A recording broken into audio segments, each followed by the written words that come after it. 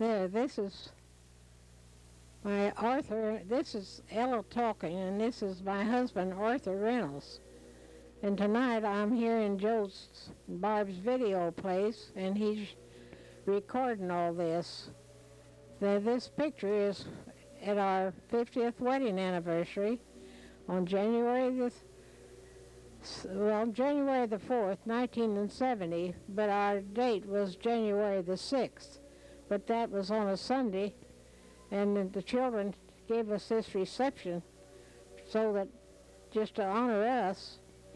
And the snow was so deep, they had to have snow piles and plow the roads out to get to the Denberger Community Center where this was held in 1970 on January the 4th. Our 8 children give us this reception. Claude, and of course their wives all helped.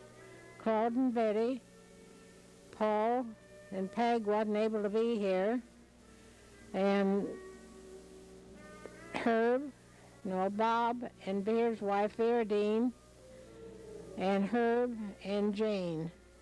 And then there was Ruth and Pete Straub and their children, Bob and Sue Wassmer and their children, Joe and Sharon and their children, and Mac and Pam and their children. I'll give you their names later on. So I was afraid I'd run out of time. But this was at the Denberger Community Center, and the children had decorated it all. And it was a beautiful cold day. But everybody couldn't come that wanted to because the roads were so bad. This is our granddaughter, Tina. This is Paul's daughter. They live in Louisville, and she was serving the punch. She's married now, and she has a family of her own of three children. Shannon, Sean, and Jason. And this is no, that's not Pammy Jo, that's Sherilyn. Oh, okay, right. That's Sherilyn. This is Bob's and Verdine's girl. And this is Cindy, Sue, Ruth, and Pete's daughter serving the coffee. So, see, I didn't have time to tell about the other one. Well, no, the Pammy Jo's comes later on. This is Pammy Jo. This is Sue, Bob's daughter. She was passing out the favors or napkins or forks or something.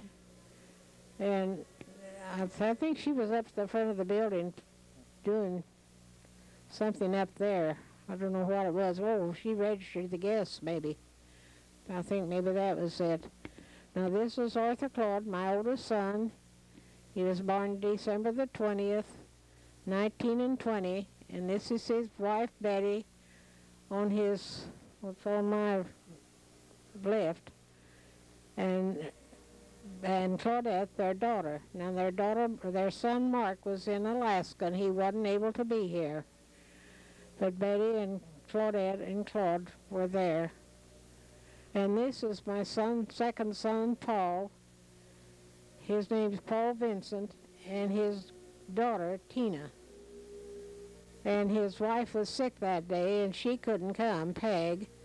And then their son, Brent, who was small, didn't get to come either. His name was Brent Paul. But Paul was born May the 23rd, 1922. This is Bob and his wife, Vera. I guess I better say Robert. His name is Robert Carlton.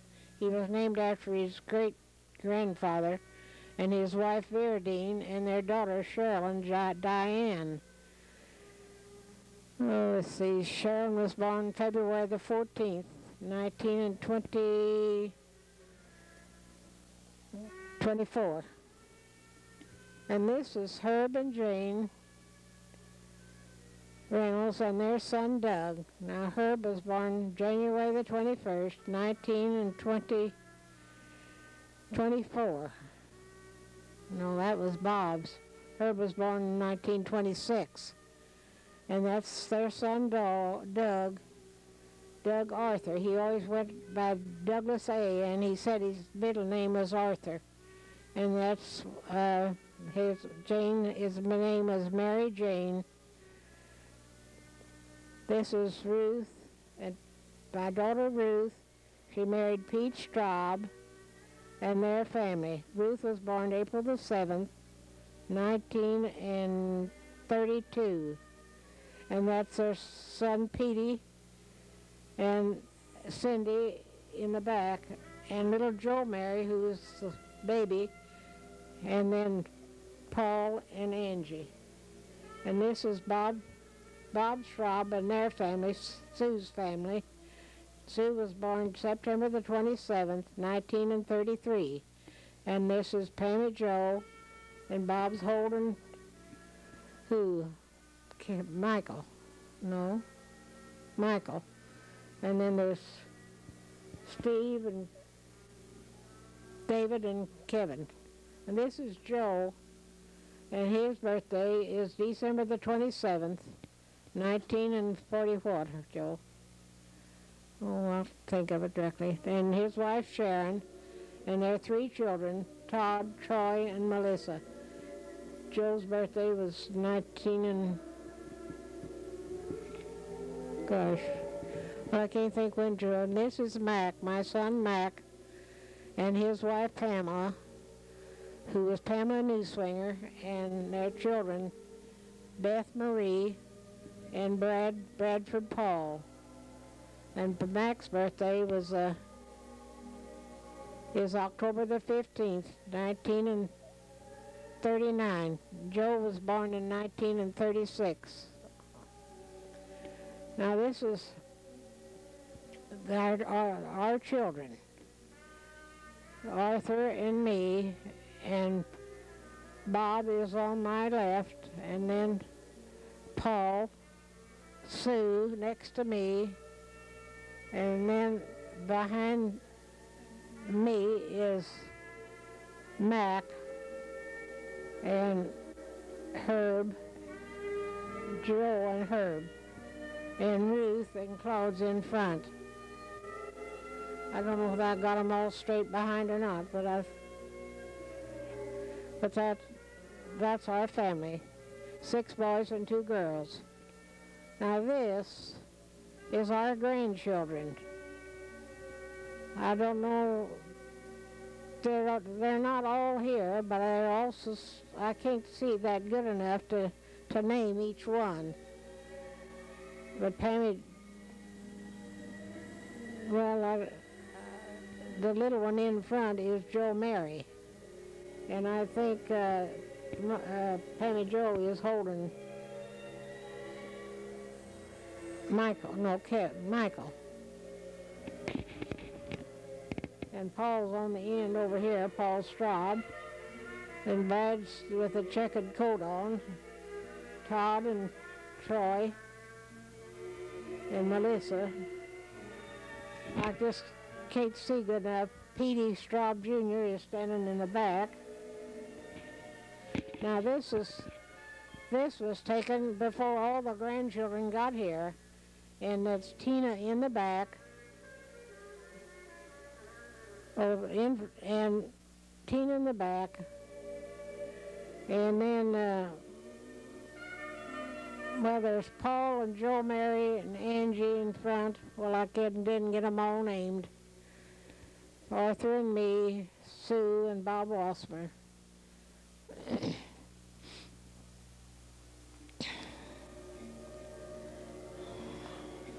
Wished I'd had a little more time on the other. I wanted to name all them grandchildren.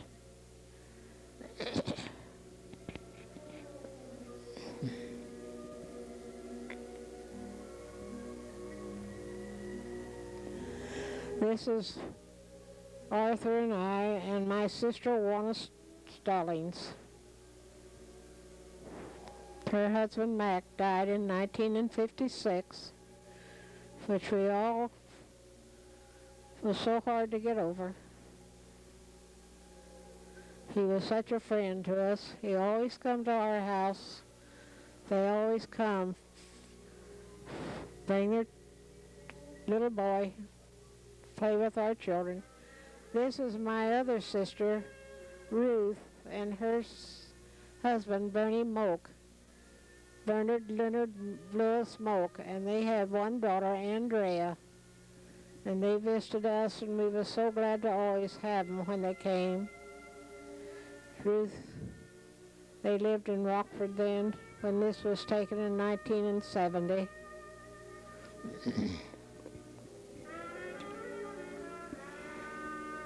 She now lives in New Harmony, and Bernard has passed away.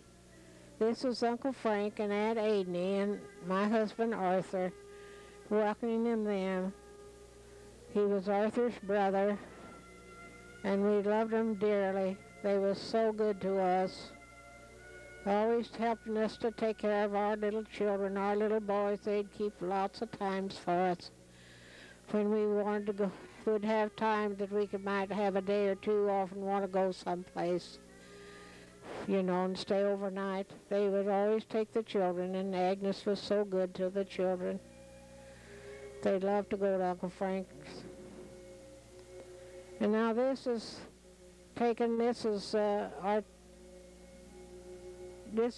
our Arthur and me, and Aunt Effie is over on my right, and Aunt Ethel is standing right in front of Arthur, and then Aunt Jessie, and then Uncle McFadden, who Aunt Ethel married, and Aunt Adney and Uncle Frank.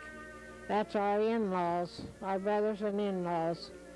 And this is Bertha Reynolds.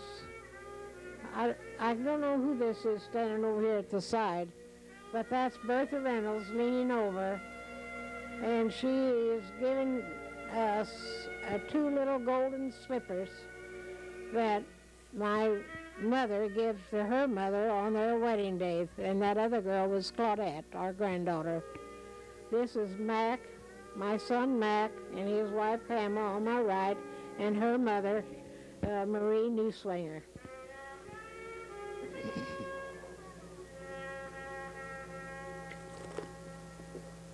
This is just a table with a lot of the gifts on it.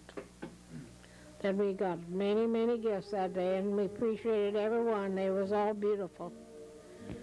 I can't remember who gave us the flowers now, but they were given to us. And we had, here's some more of the gifts. I think our children gave me some earrings with little diamonds in them, and they gave Arthur a pin for his tie with a diamond in it. And the candle on the side, Arthur, Claude, and Betty gave to us, it was a golden candle with an angel on it. It was very pretty, and I still have it. The decorations behind us there, happy anniversary, was all done by all of our children and their wives. These gifts, what Arthur is holding is a golden basket that Ruth and Bernie Moak gave us, my sister, and the dish that I'm holding is a dish that Warner brought from Ohio when she came, and she had been to Ohio and the roads were so bad, and she started out in that little bug and made it okay, but it was terrible roads, so she could be there that day. This is John Wilkinson holding the baby, John Eric, and this is Aunt Liddy, Irma's, my sister-in-law, and John's wife, Judy, and their children, Liz and Julie.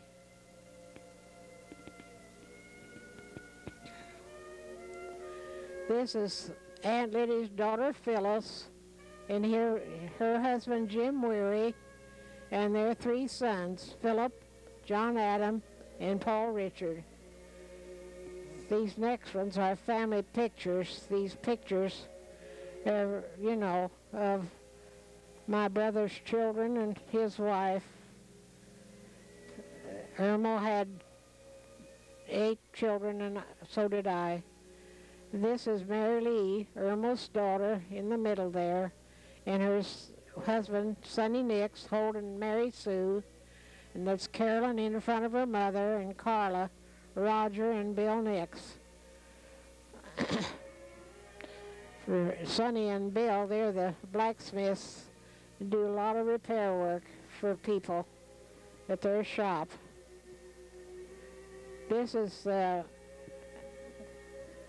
Jean Wilkinson and her husband, Gene Eagleson, their son Tom with his hands on, and their daughter Marilyn.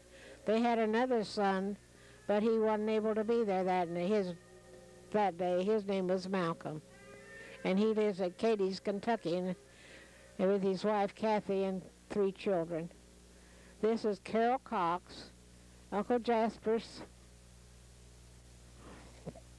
grandson, and his wife Gloria, and this is John Cox on my left, and David and Tom Cox, the other 2 boys, their children. Uncle Jasper married my mother in later years after my father died. And this is all of Lydia's grandchildren. Lydia, my sister-in-law, was married to Irma in 1922, I think.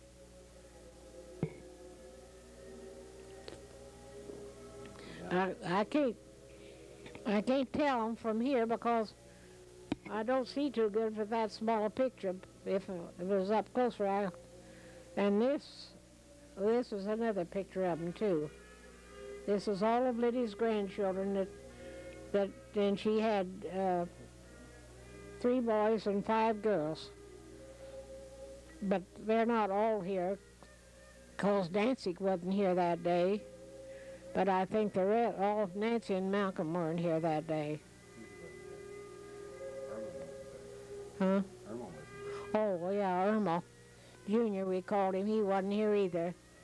Now this, on my left, is Harold Cale, and his wife is standing in front of him here. Her name is Margaret.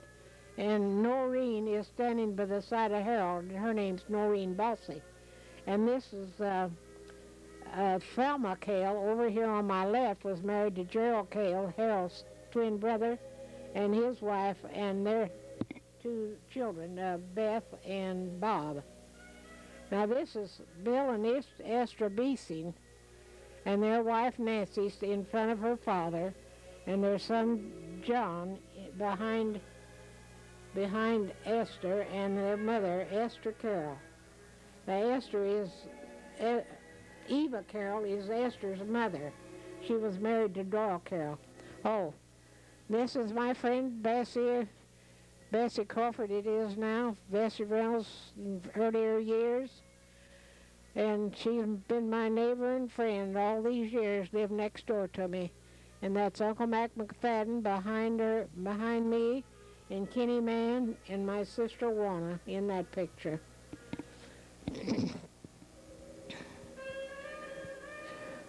Now this picture, that's Alberta Kitchelow shaking hands with Arthur. And that's my granddaughter Claudette looking over my shoulder. And in behind Alberta is Mary Allman, my longtime good friend. I loved her very much. And behind, I can't tell who that is behind. And this is Vila Allman shaking hands with Arthur. She's Arthur's own cousin.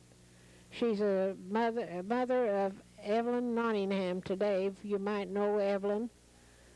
And that is Larkin standing behind her, and Claudette standing over behind me. But I can't tell who the ones are in behind. Now that is Bessie and Juana looking over my shoulder, and Uncle Mac McFadden and Kenny Mann. They're looking at, I don't know what they're looking at. It looks like a picture to me. But Bessie has lived with me all the time I've lived in town. Now this is Joe and Norma Sachs. They moved here in 1939 and were our neighbors when we lived on the Robb place. and they've been good friends and neighbors ever since. Joe said, "I'm going to kiss you, Ellen." No, he did. So, but they have been our, Norma Joe's passed away now, and Norma's really been my friend.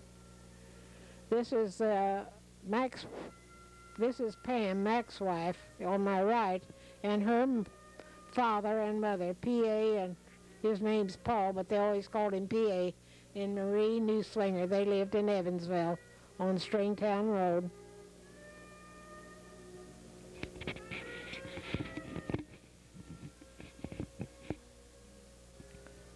This is Aunt Effie that you can see, and the side of Pam there, but that is Aunt Effie.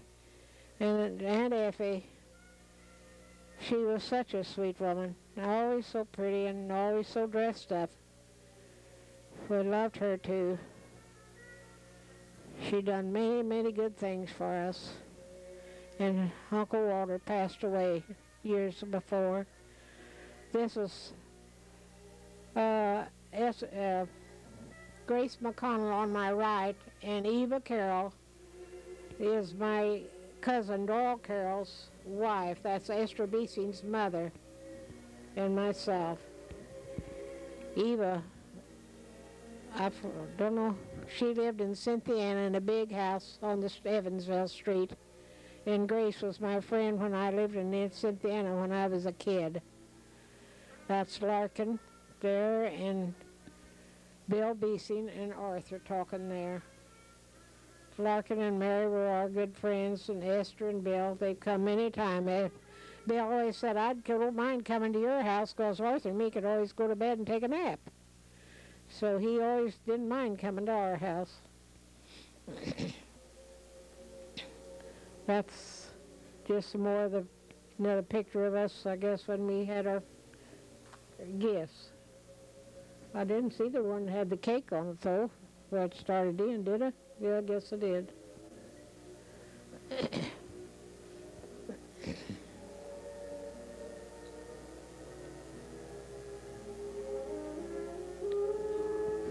Where'd you go?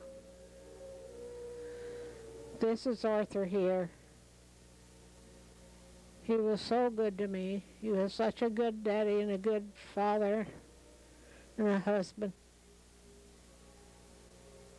I loved him dearly.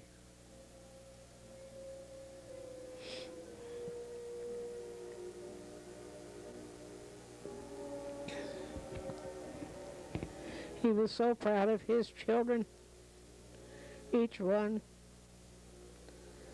Thank you, Juana, for such a beautiful dish. It is so pretty.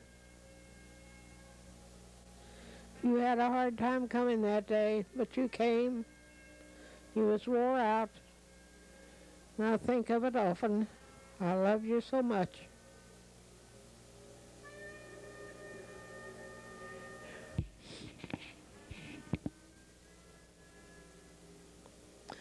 This is our grandchildren again.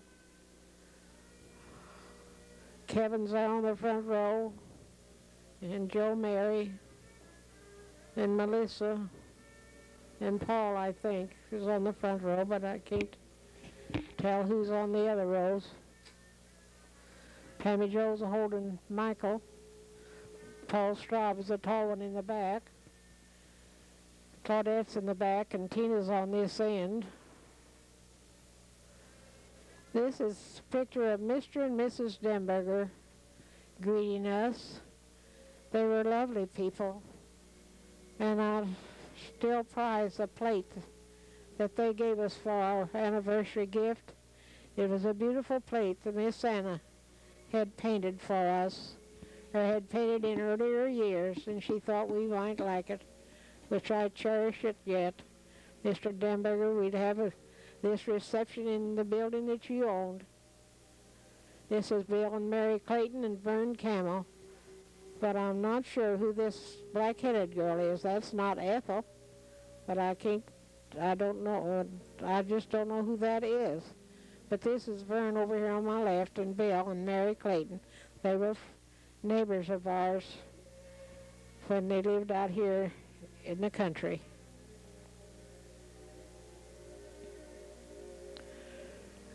This here is Aunt Effie on my left, and Jane Reynolds, Herb's wife, next, and then Aunt Jessie, and then Aline Tennyson next. But Aline is Aunt Effie's daughter, and Aunt Jessie was Uncle Sammy. She was Jessie Heckman. She was Sammy's wife, and they had one son, Eldon. This is Arthur and me standing behind our beautiful wedding cake. Now I can't remember who baked it, but it was beautiful.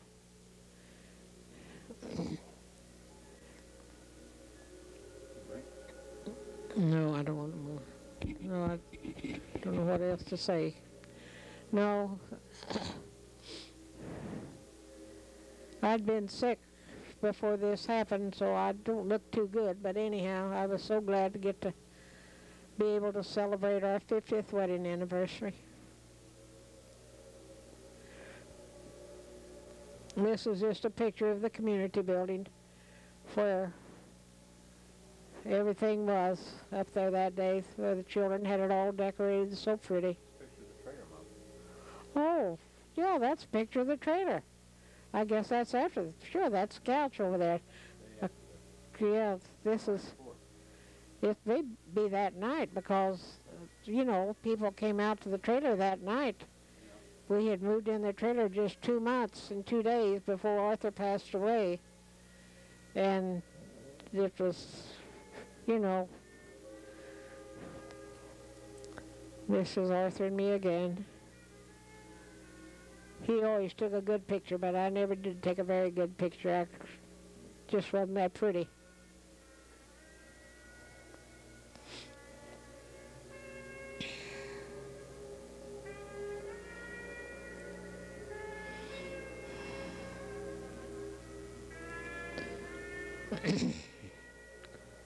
Oh, this picture here is a picture of the place where Arthur's dad and mother lived. I imagine it was taken, 1, 2, 3. I imagine it was taken over where Broadheads live now. They lived there at one time before they moved to the big house where we started housekeeping at. This is Frank and Walter and Marion and Granddad and his wife Arella, and their 2 children. I don't know which 2 that is, but I'm sure this wasn't taken at the greenhouse. Now this, is that the same picture that was over here?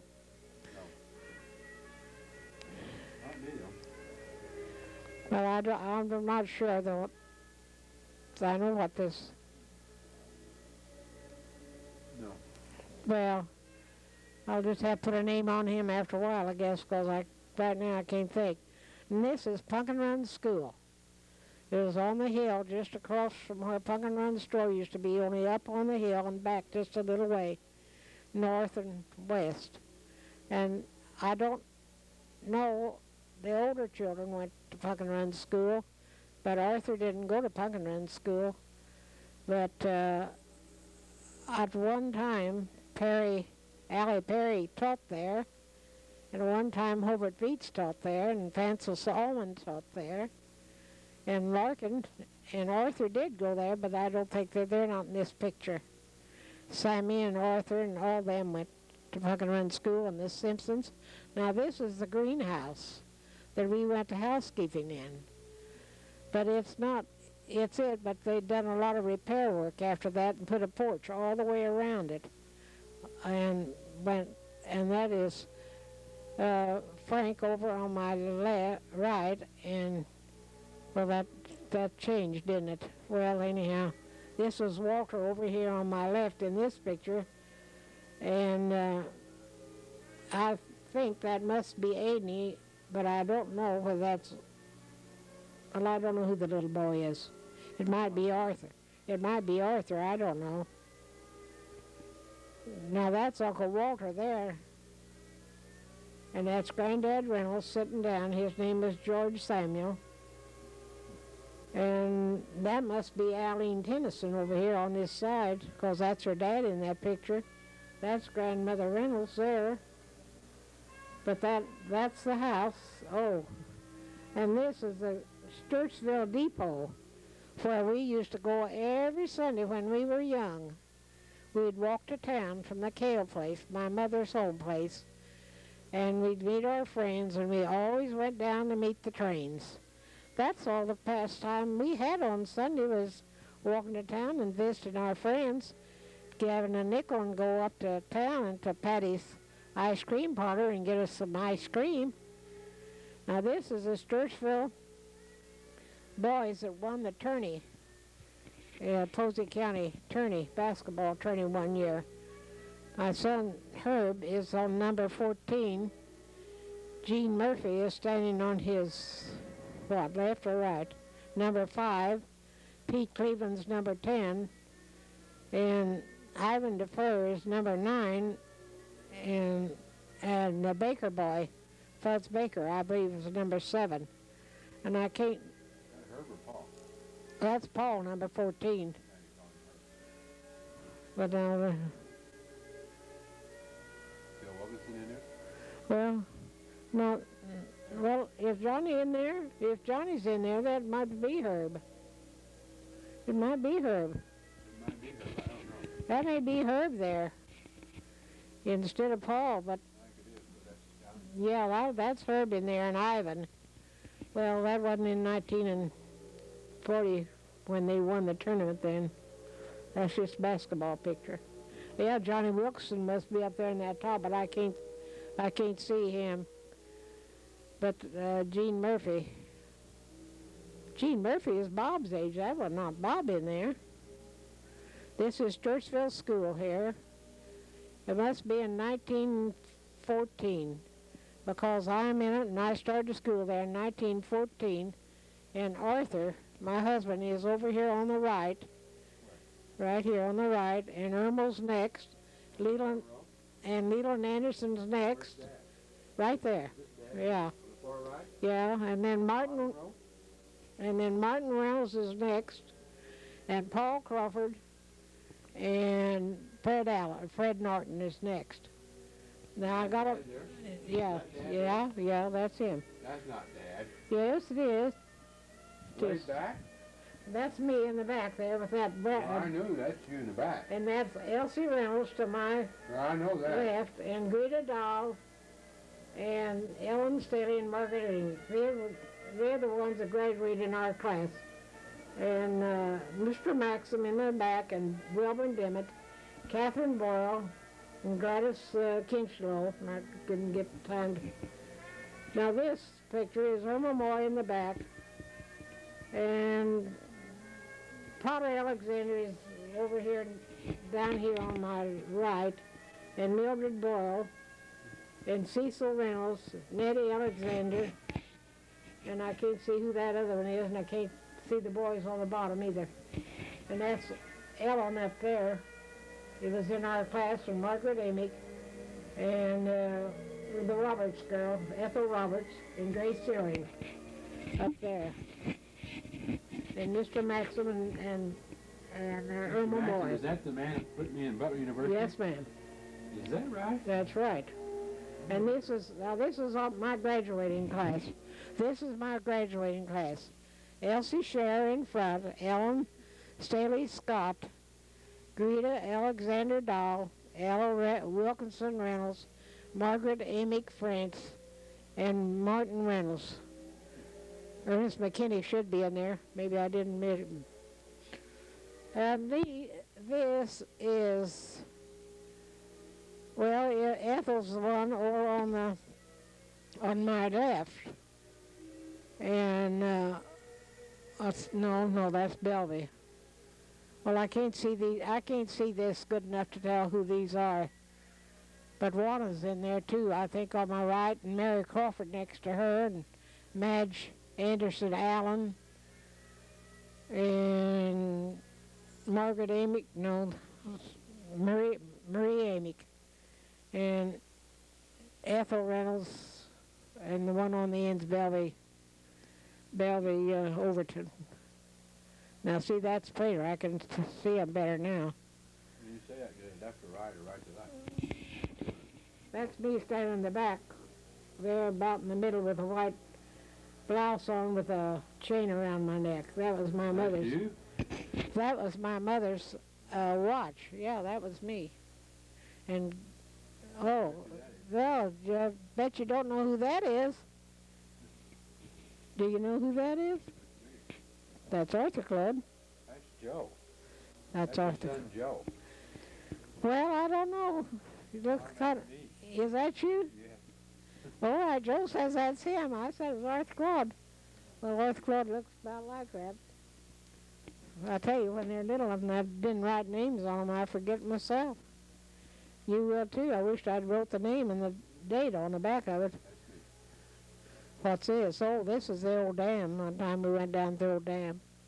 I think that's what that is. Yeah. We didn't get very far away from home, but we had a family reunion down there one day. I don't know, a family reunion. I don't know whether Ruth was just a baby when that was taken. So I don't know whether we'll find another picture like that. Oh, what do you think about this? This is Ruth, this is Arthur and our daughter Ruth sitting on the well curb. And this is Pete Straub, Sr. over here. Look at it. And this little one running around with all the cats, that's Pete Jr. We had 18 cats at that time, kittens and all. And he was just learning to walk, and he'd try to walk and catch the kittens. But that don't look like Pete, but it is, I know, because he was there that day. But that's Ruth and Daddy there. That's the back of our house where we lived out at the Cooper place. There was a well there and a well curb. We had hyacinths all the way around that well curb. Now then. Brother Mac and me and Malcolm Stallion. That's Mac there. Back in front, but you see Malcolm, but where are you? Over here on this side? I'm on the left. Hot shot's the back. Well, they're playing there, Joe and Mac and one of son, Hot Shot I call him, but his name's Malcolm, M.O. Jr. But they always like to come out to play when they'd... Cats today. Huh? He hates cats today. He what? He hates cats today. Oh, he hates cats today. There they are again. I didn't know I had that many. I don't remember this one. It was taken down there at the Rob place. Oh, this is Grandpa Wilkinson's old Ford. That Doyle in front is a grandson, and Nadine and Eva, I think, are the women.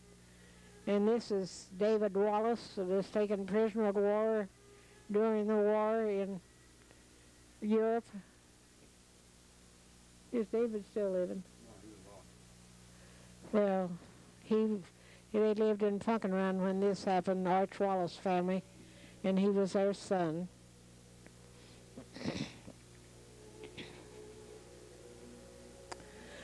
Oh, this is Joe and Sharon on their wedding day. They took a good picture, don't you think? No, it was a good picture. We all went up to Indianapolis to go to the wedding. Oh, there was, I don't know, several of us went. I don't remember now who all did go, but I think Mac and Pam went for one. They weren't married yet. No, that's a good picture, I think. There, Joe signed the license. Is that her father there, the preacher? That's the preacher. I hope I keep this thing in front of my mouth so you can hear what I'm saying. We went to the Ford home and had a reception, and then we come back to Posey County that night. Stopped at Mooresville and had something to eat. Here's them leaving, I guess. I think that's me with that red coat on, I think. Ruth? Ruth who? Rob. Did she go? Oh, these 4 boys. This picture was taken up to Aunt Liddy's one time. There's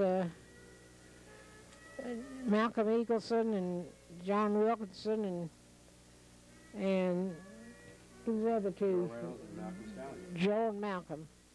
This is my grandson Pete Straub's Jr. He's a big boy now, way up 30-some years old. Likes to play ball. Works at GE. Which one's this, Joe? You know who that's? Kevin. Oh, that's Kevin, huh? Oh. Yes, Mom. Yeah. Well, I'll tell you, I've got a lot of pictures at home, and I didn't. That's Mike. I know that. Mike's got a beautiful red hair, you know. They're all good boys. I got 22 grandchildren and 17 great-grandchildren. And some more on the way. Who? John Eagleson. John Wilkinson. John? Taking up that bush at Aunt Liddy's house. Yeah.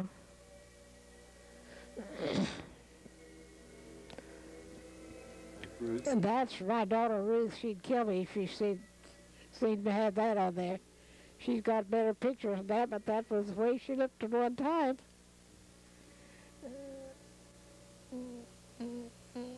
This is Eddie Schutz, Mary Esther's son, Eddie, that was killed in a car accident as he came from Evansville one night. Mary Esther was such a good friend to the family. This is J.C. Hedges.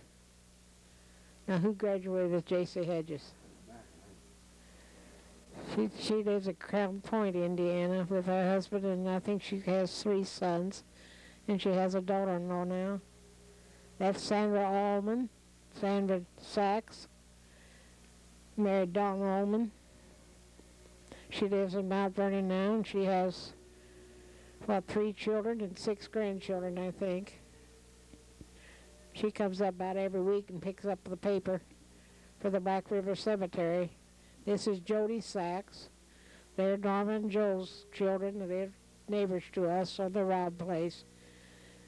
We didn't have to worry if we went off or the Joes went off. Why, our kids could always go loaf at the other house, either our house or their house. This is Mac Reynolds when he was little at the Robb place. Mac always had his hands in his pockets and always took a pretty good picture for a little fella.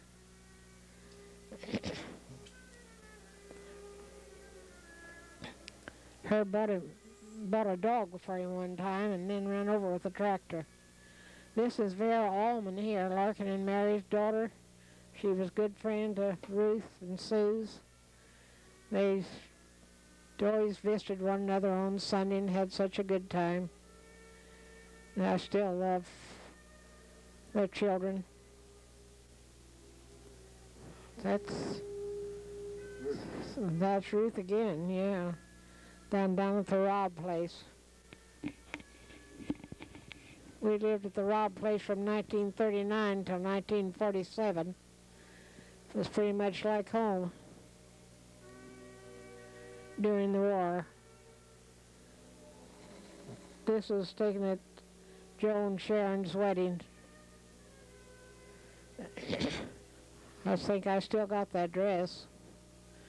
This here picture was taken at the Cynthiana Cemetery. This church was on this southwest corner of the lot. That is my sister Juana and me when I lived at the Robb place. When they lived, I guess when they lived in, Virginia, I guess now. That's their son, Hotshot. This is Arthur and me and Sue and Ruth. We lived at the Robb place. Or maybe it showed the parakeets, but it didn't. We had 2 parakeets that hung on the front porch.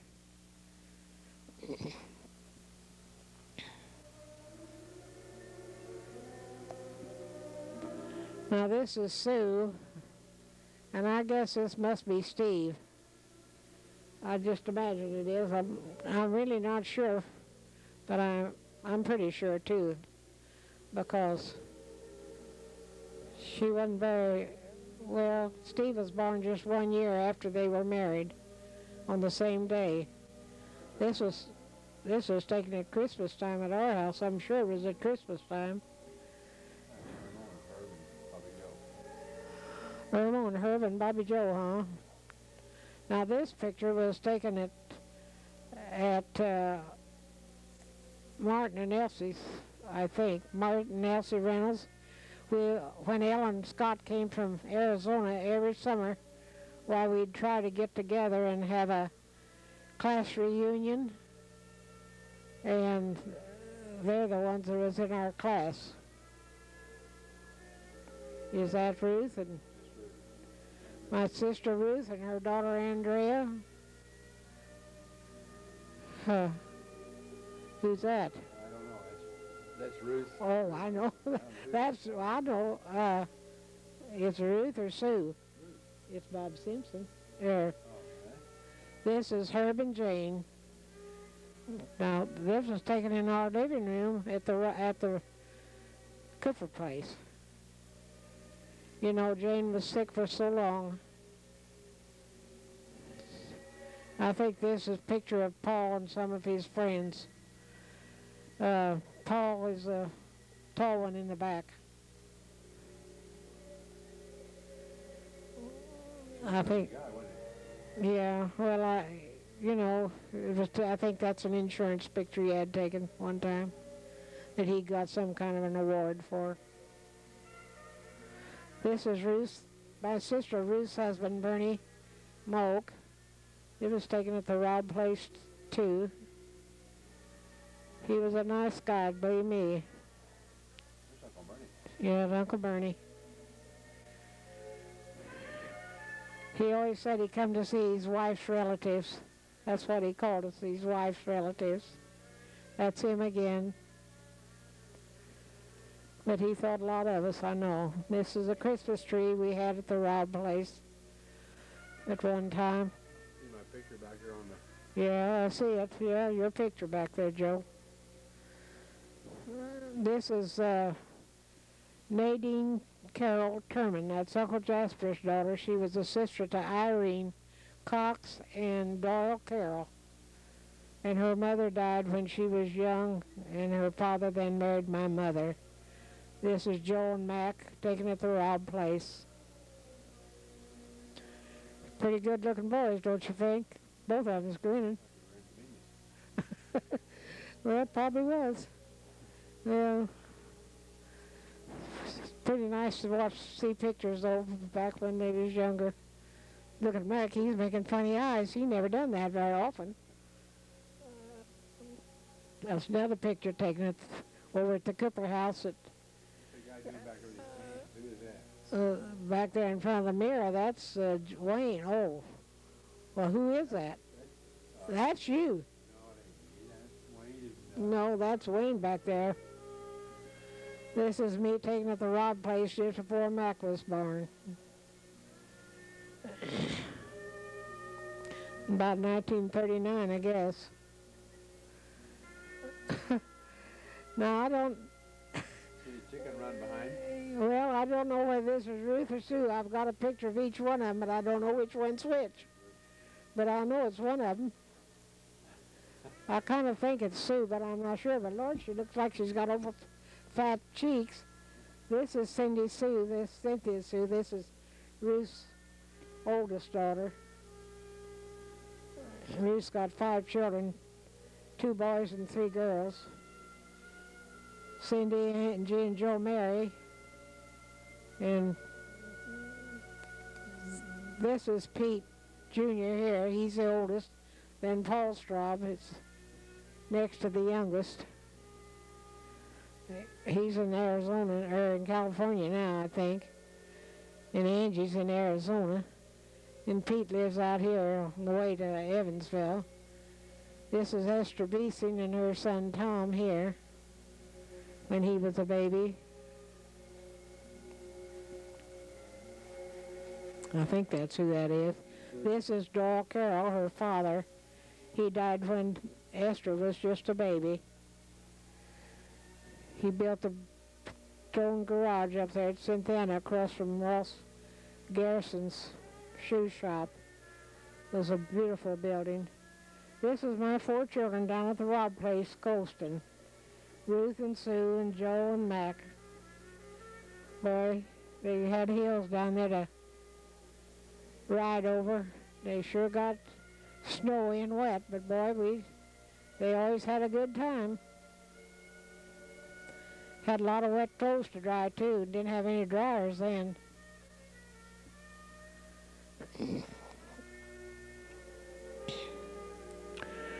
Oh, let's see, this is Joe and Mac in front, and Ruth and Sue and Andrea, my sister Ruth's daughter.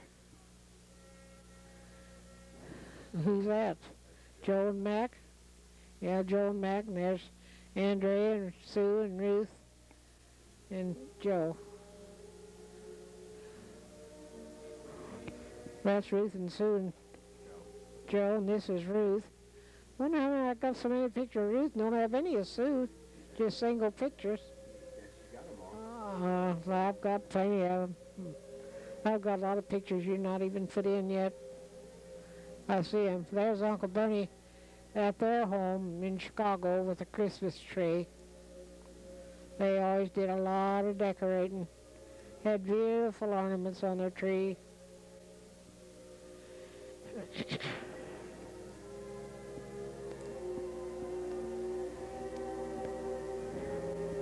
I guess that's when they lived in Rockford. Well, what's that? I think that's a very good part of Alaska. Oh, could be. That's a very Herb. Huh? Herb. He was in Korea. Herb wasn't in Korea. Herb was in England. That must have been Bob was in Alaska then. Bob was in the Aleutians, but that don't look like Bob either one. Maybe it is. That's Herb. That's all Herb stuff. That's Herb there. That's Herb. Bob, Herb, Joe has to tell me who's part of them are. Because the boy sent so many pictures home from the... That's Herb now. He was in the Coast Artillery. He went to London. He was in London.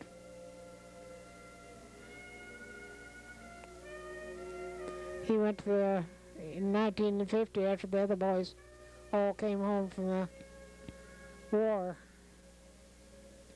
That's Herb too, taken down to the Robb Place. That looks like about the time he graduated from high school. But that's Herb. The barn and the shed are not down at the Robb Place anymore. They've tore them down. That's Kevin and Mike there. Rossmer.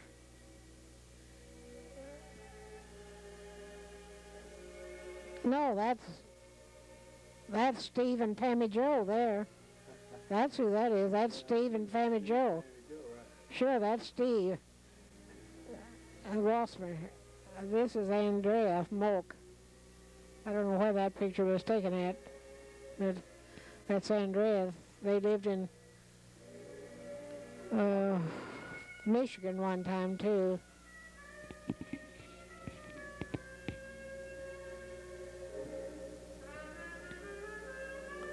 Andrea's married now and lives in Texas. She has husband Sam Needham and 2 girls and a boy, Beth, Carrie, and Doug. This is Sue here. That other one was Ruth in the tub. If this is Sue, the other one was Ruth.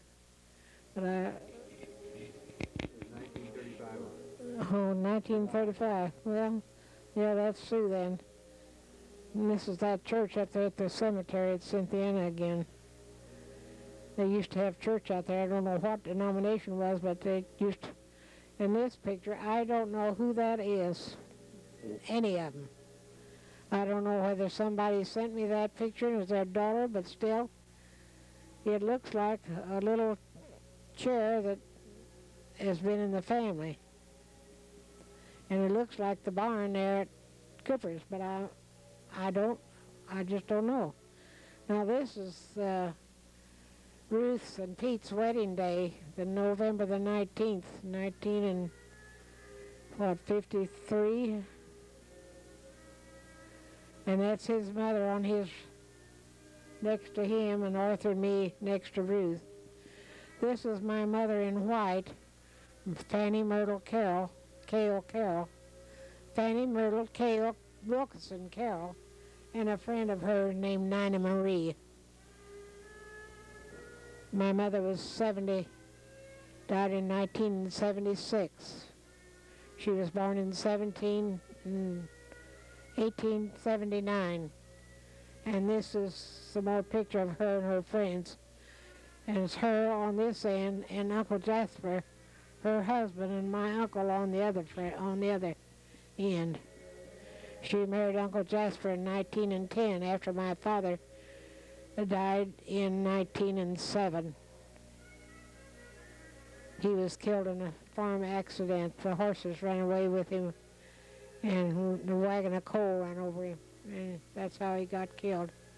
He bred fine hogs, and they lived on the farm just north of Liberty Church in Gibson County, on the road between Cynthia and Hobstop.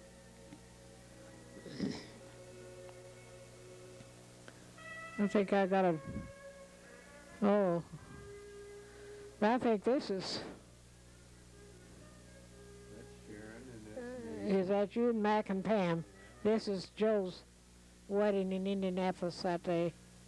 That was Mac Reynolds and Pam Newswinger then. Is that Andrea? I don't know. Is that your picture? Oh, this is Carol Cox. Right here. Oh, no. This is Brent. This is Paul's baby boy. That's Brent. Paul Brent. He's in Japan right now. He's with the Marines, and that's him again later on. But Brent joined the Marines right out of high school, and he was sent to Hawaii and then to Okinawa, and now he's in Japan. He will have his time up in next July. He'll have his 4 years in. And that's Tina holding Brent, her little brother.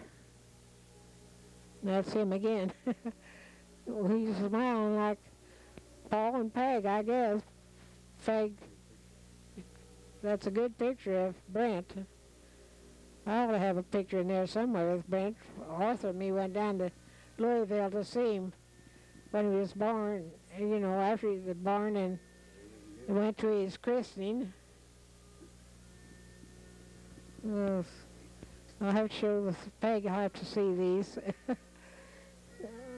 Peg's his mother. And Paul and Peg live in Louisville, Kentucky. Paul will be 65 next year. He'll retire from the Meridian Insurance Company. This is Ruth again at the Cooper house. Now that's another picture of Paul with some of his insurance friends. That's Paul on the back, in the middle. He's the tallest one always.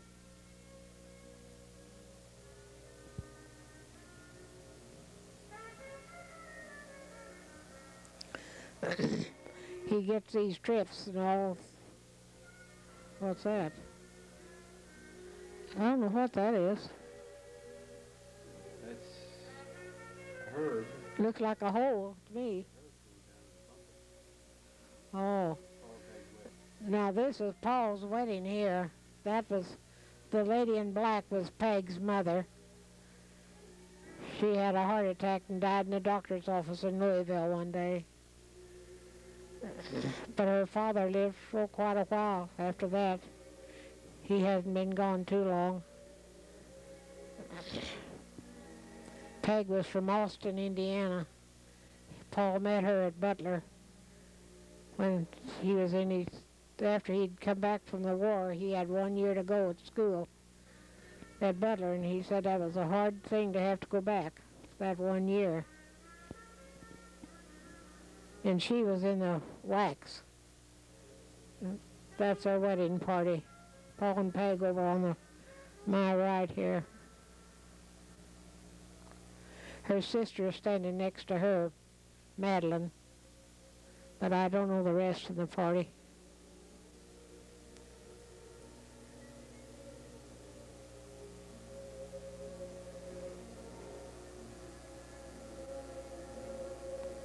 Paul's changed a little bit too, hasn't he?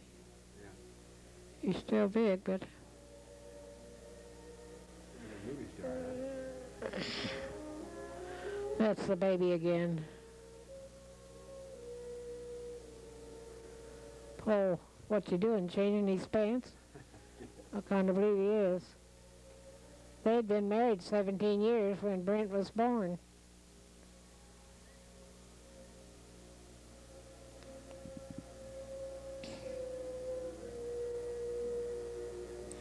It's a pretty baby. Nice looking boy today, too. He's tall, slender. That's Peg's mother there. That's another picture of the wedding party. Is that Herb's automobile? No, that's got the top down on it. I was going to say this is the reception at Austin, Indiana, where her parents lived, out in the yard. They had a beautiful yard.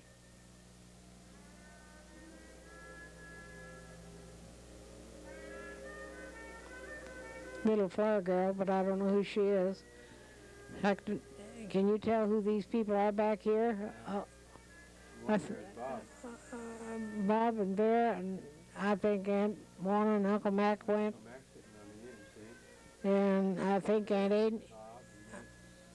I think Uncle Aiden and Uncle Frank went. That's Uncle Mary and Uncle Walter behind.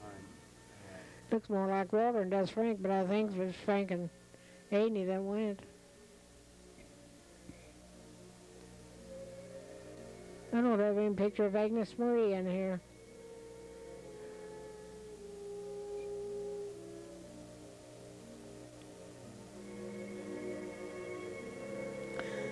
I guess Peg's cutting the cake, Paul. Right. They went to New Orleans on their honeymoon, I think. Paul and Somebody while he was in service, I guess. playing basketball. Is that it? Yeah. 22?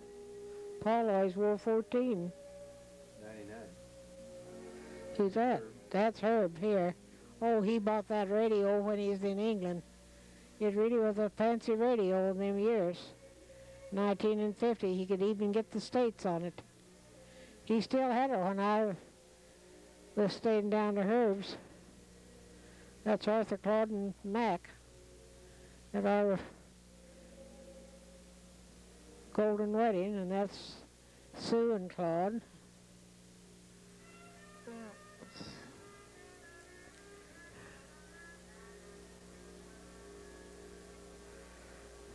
After the reception was over, then we all went out to the house, and Aunt Ethel and Uncle Mac, and all the family went out that would. There's Joe and Daddy there. You not got a very good picture there, Joe. The light was wrong or something. I didn't take a very good picture. Maybe you're like me. I don't take one either. Arthur always took a good picture.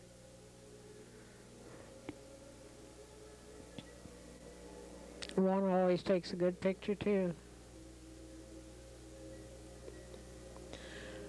Oh, that's Herb again. What grade was he in? Probably 6th to the 8th. That's Herb. I can't realize that my families are getting old. I can't. Not old, older. Older, yeah, I'm older with the years. Herb will be 61 in January. It'll be 61. That's Ruth and Bernie and Andrea. I don't know where I was taken at.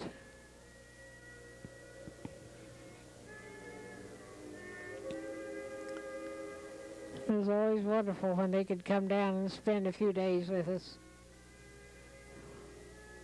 Andrea loved to come out to the country and play with the kittens and things like that. She didn't have that in city life.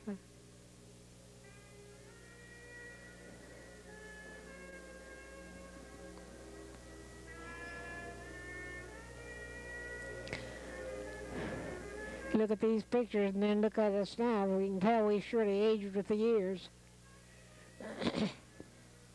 Kind of nice to look at the younger pictures. See, at least you were better looking in them days than you are now. Uncle Bernie.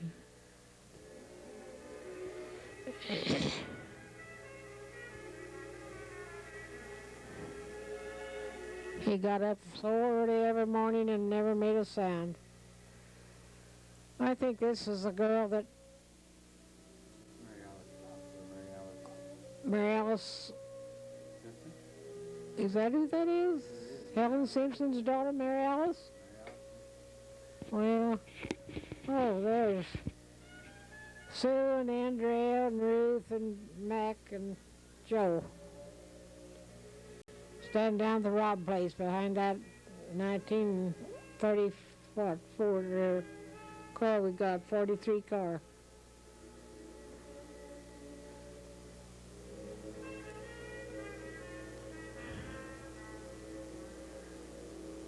I think that must have been taken down to the Rob place.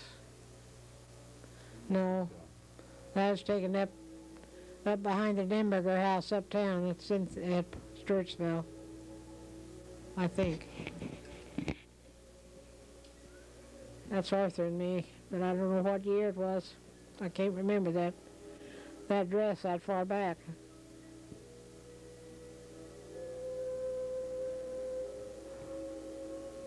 Well, I don't know what house that is, unless it'd be that tall Denberger house. Oh, this was taken out to the Cooper house. Arthur and me, Mac over here on this, my left, and Bob.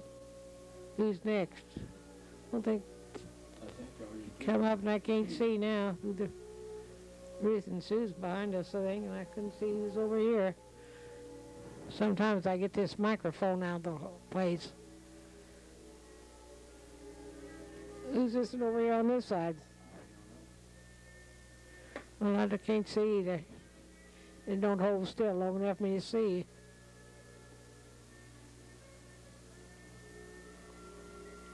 Oh, that's Mac. That's our two farm horses, Barney and Pearl. They were white on a wagon load of corn, and that's Mac on a corn. And this is Arthur over here, standing by the horse's head. Yeah. That was taken down to the Rob place, too. That old Barney, when we bought him, brought him down to get a drink, and boy, I had to lead him, and it was close. And I swung, I thought he was going to step on me. His feet were so big. We lived up there where Uncle Frank and Aunt Edney lived, and had to take him down to the spring to give him a drink. Arthur bought a sale somewhere, old Barney, and we had Pearl. Then we had to shuck corn by hand. We didn't get done in October then. You shuck corn all winter. That's Bertie and Andrea when she was in Job's daughters, I think. She was such a pretty girl, had beautiful farm and all.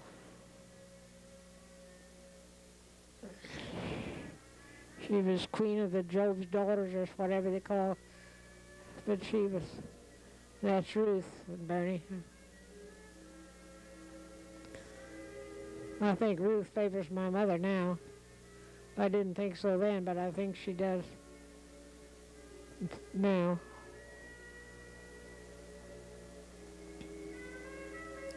She met Bernie when they lived in Champaign, Illinois. He was going to college there. That's Andrea.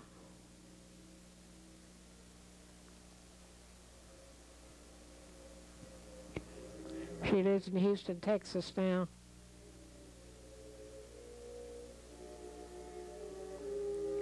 That's Dave Sachs. Norman Joe's youngest son. They've got Ann after that, but David is just 1 week older than Mac. That's Herb.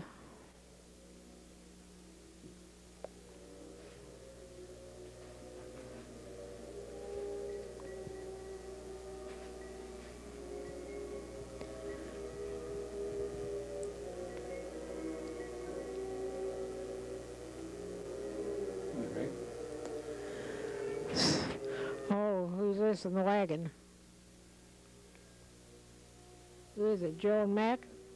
Big No. phone. Must be Mac in there, Oh, this is Herb and Ruth, my Ruth, and it was taken at Bugtown. We used at Uncle Walter's and Aunt Effie's that day, and Alleen's, and Ruth was the baby, and that was taken in the little rocking chair that Alleen had, and Herb is 6 years older than Ruth, but Ruth was, you know, pretty little baby. This is Vera Ullman here, I think, yeah. Yes. And this man's name was, well, let's see, he was Madeline Tyner's husband. I can't think what his name. Her second husband. He was a minister, and this out there in the woods he called his tabernacle. Yep, Stewartsville school burning. Ruth had the measles or was sick that day at home, and I couldn't even go up to see the schoolhouse burn. You could see the smoke rolling.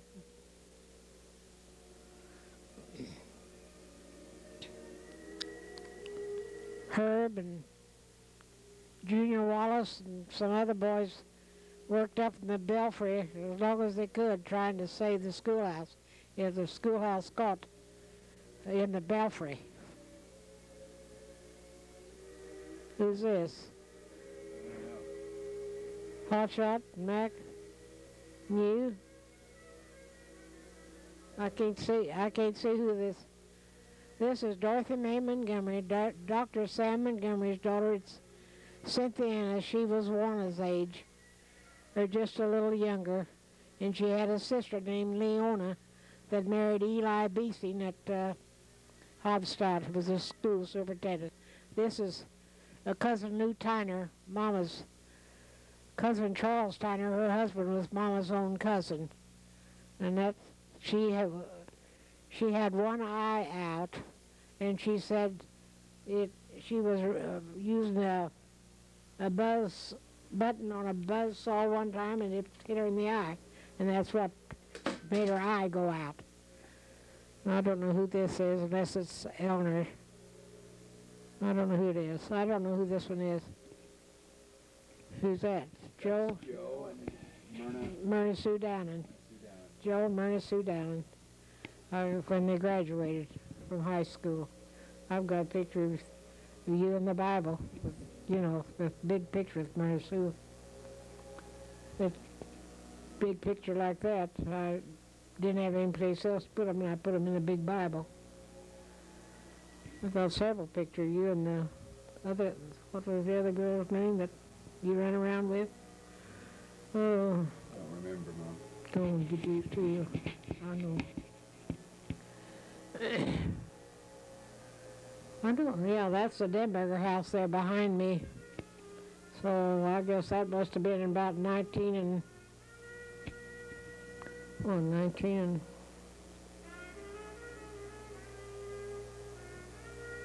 36, something like that, 36 or 7.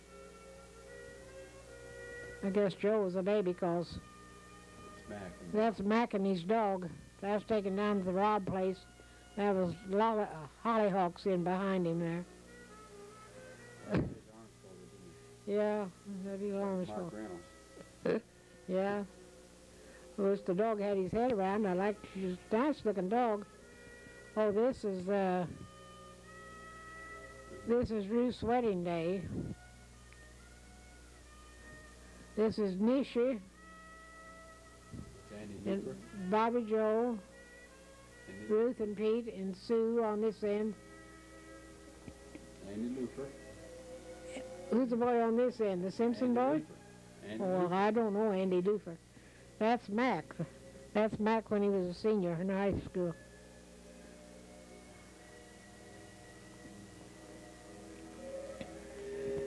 (1957). He graduated from high school. And that's Madeline Tyner, that man in the woods. The minister was her husband, her second husband. Not one, I don't know. Why I can't think of her name, but I can't now. She was first married to a man named Dooley, and she had one daughter. Now this was taken down at the Wilsey place, and this is Irene on this end, Irene Carol Cox, holding Carol. Left or right? Oh, not, that's taken to Kale place. That wasn't, and Grandpa Wilson's behind her, and Aunt Lydia holding, I don't know who. Well, shoot, I can't tell them all. This is the teacher used to teach school at Poseville, Madeline Harmon. There's another picture. That's you going to school. My first day of school. Yeah, that's Joe on his birthday at school. What year did you start school in? 19. Well, you was born in 1936, so you went to school in about 42, I guess. So I guess C's dinner bucket. Oh, yeah, I can remember that. Yeah. They used to have to carry a dinner bucket.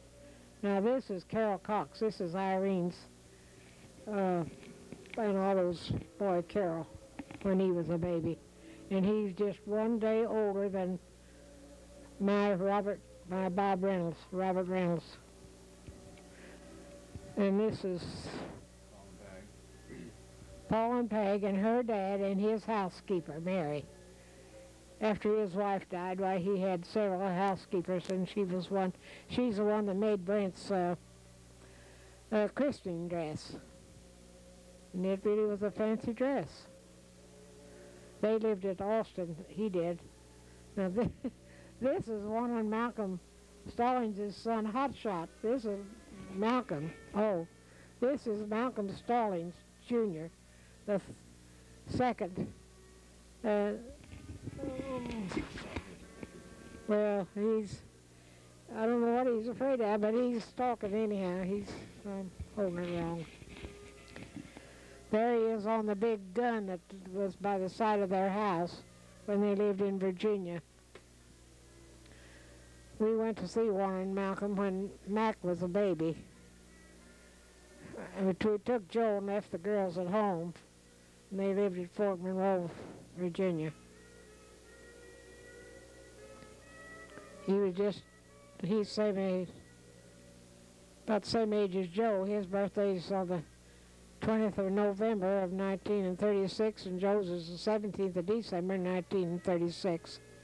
This is a bunch from the Poseville High School, Joe and Myrna and Yvonne Racine. Now, see, I tried to think of her name a while ago. I've got that in a big picture out there at home. David Bourne was Dr. Bourne. Yeah, David's Dr. Bourne's son that was killed in an automobile accident. He just had graduated from being a dentist, I think, hadn't he? Yes. I can remember that when that picture was taken, but I don't have any idea what year it was. That's Arthur and me. But I don't know what year it was taken. It ain't very plain, whatever it is. Where were you? Huh? Where were you? I don't know. I can't see. I can't tell. You don't remember where you were? I don't know unless it's down at the Rob place. Looks like it's trees might be there. That's Sharon. And that's Sharon's mom, Mrs. Ford, and Mary Ford, and me at Joe and Sharon's wedding. Yeah. I thought that was a pretty dress I had on. My gosh, I still got it. I said a long time ago they could bury me in that. I thought it was so pretty. And I guess that's Ruth, because I said the other one was Sue, didn't I? This is Ruth, when we lived at the Goodman place. We had an old a goose that we had down there, and boy, just had one. And this was taken out at the Cooper house. This was taken about the time Brent was born, I think. About 1960-something, 65 or 6. Oh, this picture, I liked it. Joe was always asleep, and the boys was in the service, and they was hauling hay. We was taking up hay, and they hauled hay, too. That's back on the hay wagon. I don't seen any of the goats. You got pictures of them goats yet? You not got any of them pictures of goats? I don't think so. Well, I thought I've got some. I wish I had some on there. That's Malcolm's, one of Malcolm's son, Malcolm Jr. He lives in Little Rock, Arkansas with his wife Shirley and son M.O. the third, they call Moss, and his daughter lives in Evansville and works there. Her name's Desiree. And this was taken, I think this was taken down at the Wilsey place. That's Grandma Doll in front there with the second from the front with the dark dress on, and then Mama in the middle, and then Liddy, and I guess that me over here on this end. Right. Dad and Uncle Bernie. And then Carol Cox was over on this corner. There's Dad and you. And Dad Who's the old woman there? Grandma Doll with the bowl. Okay. Grandma Doll, she was 93 when she died. There's your mother. Oh, that's Herb Tyner and his wife. There, or was that cousin Lou Tyner? That's Remo and Uncle Jasper and behind Liddy there. That's Ermo Wilkinson? Yeah, that's Remo here on this end. He's a small boy. I don't know, unless it's, Wilkinson, isn't he? well, it ain't, well, it has to be Johnny. Not Johnny. It's got to be Bill, isn't it? Probably Bill, yeah. Yeah. But ain't none of the other kids on there. I don't know. He's the only one there.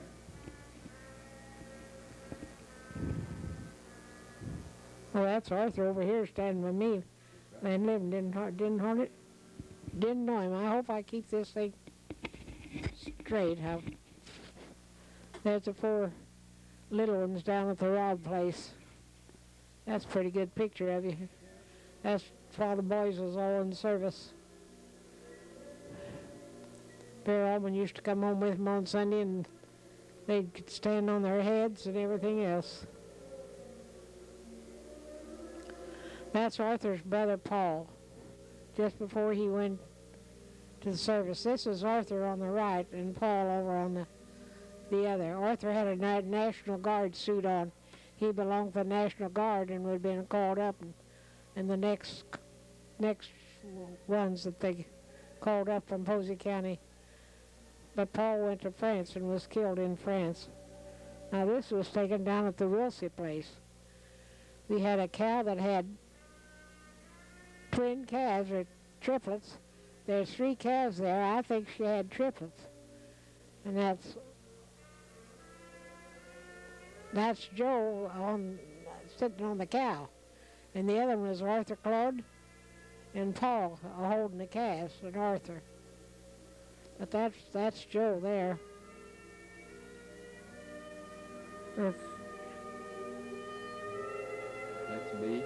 Yeah. I don't remember that. Well, you was born at the Goodman place, but you was little when we went to the Wilsey place. And that cow was a good cow, and they always had to test cows. And I know she had them triplets, and then we had to sell her because they said she had milk fever, or not milk fever. That's Mac standing on that wagon saluting. And the horses again. Or is that Mac or Joe? You didn't know that with the horses. That's Andrea again.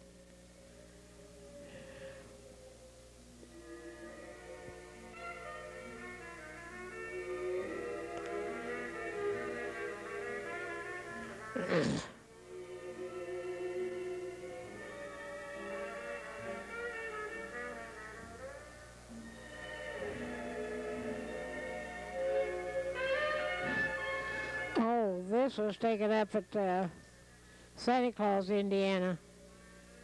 This was during the war. I don't know. Our boys was in 4-H, and Mr. Cooper had a 4-H bunch, and we took them all up there, and we took a load one day.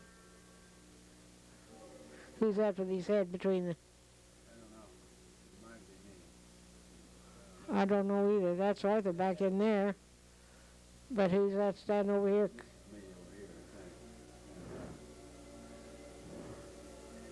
Well, Cooper was over on the other side. I think that's me on the right. Probably is.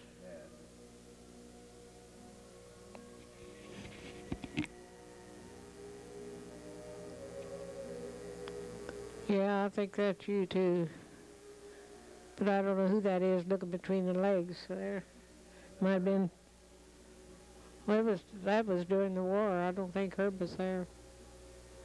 No, that's not Herb. I don't know. That's Bruce Cooper over here. Yeah, that's Cooper there. It might have been somebody else that was there. You are again. See, you took a good picture. A lot of times.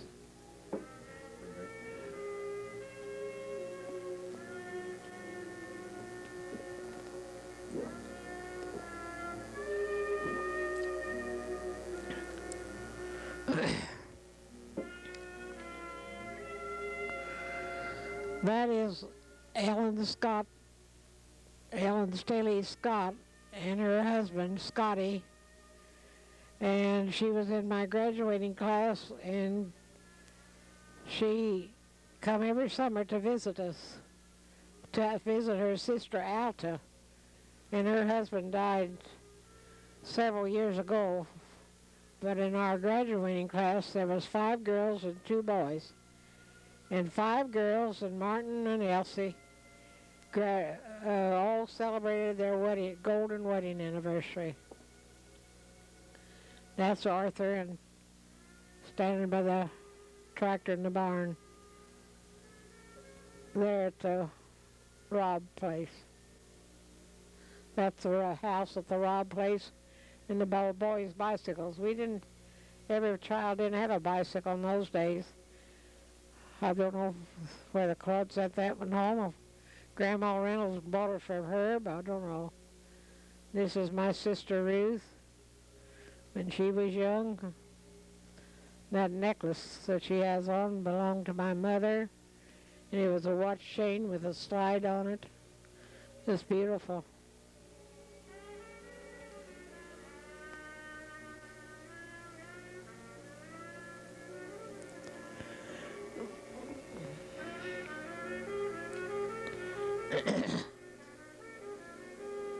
Now then, here, look here, Joe. This here picture was taken at Black River Church. Joe and Sue and Sandra Allman and Gene Sachs sang a song that morning at church. It was down the Jericho Road. I can remember it yet. That's what they sang. Norman and Joe's 2 and Arthur and my 2. Oh, here's the pony that Warren and Mac bought for our children. And that is Ruth. And which one of the boys is it? Is it Bob? Bob or her? 1935. Oh, there's the goats. I thought we had one picture, but there's a picture that was taken with a wagon and harness that they bought. And they could harness the goats up. Uncle Mac and Aunt Juana bought them that wagon and the goats harness and everything and give to the kids. This is Ruth and Sue taken at the Rob place. There was white lilies out there in front of them. The Madonna white lilies. Now this is a picture of Arthur's family here. On my right is Paul Reynolds, no, Sammy. And behind him is Granddad Reynolds. And Walter, and then Paul, his brother, and Grandmother Reynolds, and who was on the other side? Walter? No, Paul, now turned on over. That's Paul there. Arthur's brother Paul, and that's his mother. And who was on this side of her? I didn't see. I see. Oh, Arthur. Arthur was on the other side of her. Yeah. Dad? Yeah, that's Arthur there. And Uncle Walter. No, Uncle Marion. Uncle Marion. Yeah. No, this is Arthur. Yeah, right there. Right in front of his mother. Walter and Arthur and Grandmother. Ethel must be taking the picture. That was taken on that's Uncle Walter. That's Uncle Walter and Granddad and Sammy. Oh, Sammy's on the left. Yes, Sammy's on my left. Don't you say from the left? Well, yeah. You read it like a Yeah, picture. Sammy and Granddad, Walter, and Paul. Well, where's Uncle Frank? I didn't see Uncle Frank on there. There's Mac from the left, and Ruth, Sue, and Joe. You was always a saluting or doing something. You were always... Mac's got his hand in your pockets again, yeah. Sue's got hair ribbons on, looks like. That's that 43 car we bought that time. We're so proud of it, gosh. That's why, Claude, let's see. Well, they was in service because we sent pictures. That's Dad.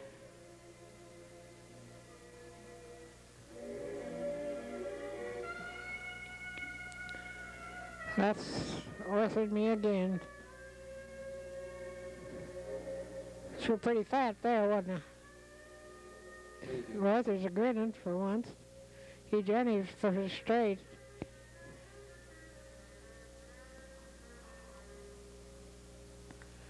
I don't know, best take it down to the Rob place, guess, close the car's there. Oh, that's...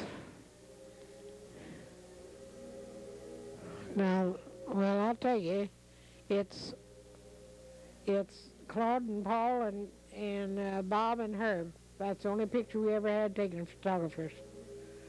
And that's who it is. That's Paul, and who was the little girl before that?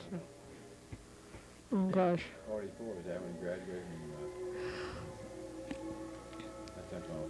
He graduated in 19, and Herb graduated in 44. That's Granddad, that's Uncle Jasper. That's Ruth Moak's father. Carol Cox's grandfather.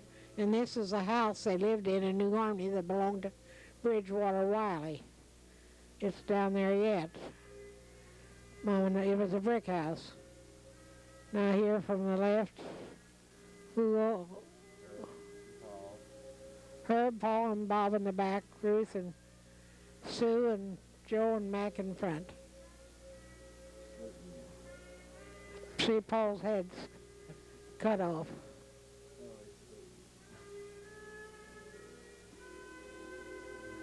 Now this is taken out to the Cooper house in the living room there. That's Bob standing up with the suspenders on. Paul with his leg crossed. Who's the other one? Is that you or? Herb. There's Herb standing in front of the bush at the Robb house. That was his senior picture from high school.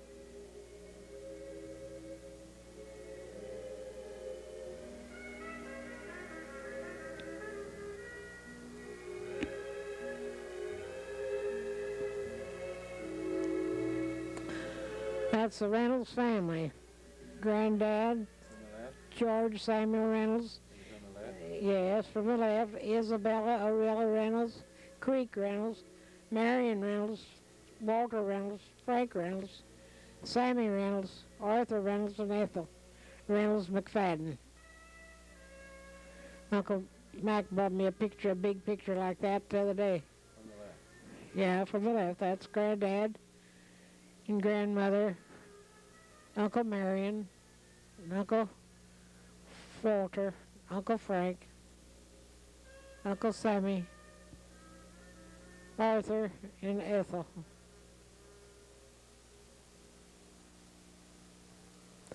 Wasn't as good this time as it was the first time when we went through. Comes back across. Has to move real slow.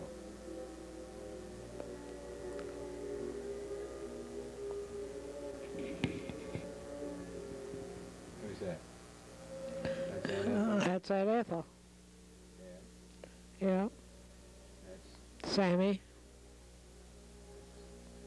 Frank, Walter, Marion. Grandmother never would have her picture taken.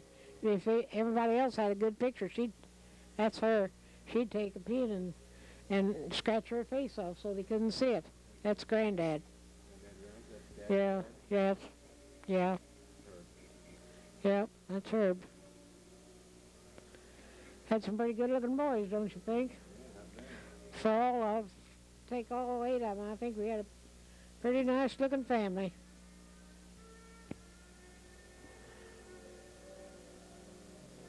as poor as we were, we didn't turn out too bad, did we? No, they all done pretty good. If some of them had some awful bad luck, but I feel sorry for Bob the way he got took. But where? Girls hide their faces. Snow blinded, I think. Mac and Joe, Ruth and Sue from the left. Mac's got his mouth open. He's kin to me, I guess. I've always got my mouth open. I can remember them coats them kids had on. My Lord. They were blue and they had snow pants, overshoes and stuff. Yeah, down at the Rob place. Look at this Mac. Mac's really got his face blowed up, hadn't he? Yeah.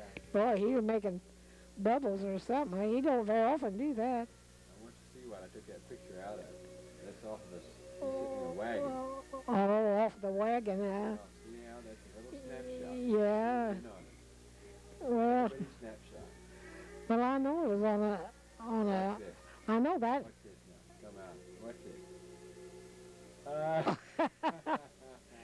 Them trees back there is the trees along hedges. The boundary between Hedges Field, over there by Schuler's. That's Uncle Jasper, Andrea, and my mother. Uncle Jasper. Camera, did it? That's a good picture of your mother. Yeah. I ought to have pretty good pictures of Mom. Uncle Jeff was a nice-looking man. He really was. He was a smart man too. See, his wife died when Irene was 2 years old, who was my father's sister. And then his children was just, Grandma kept some. Uncle Billy and Aunt Martha kept Irene, and we took Doyle. There, Max again on the... Funny, he always got to ride. Where was you at? Working, probably. Might have been, but you wasn't that much older, just 2.5 years older.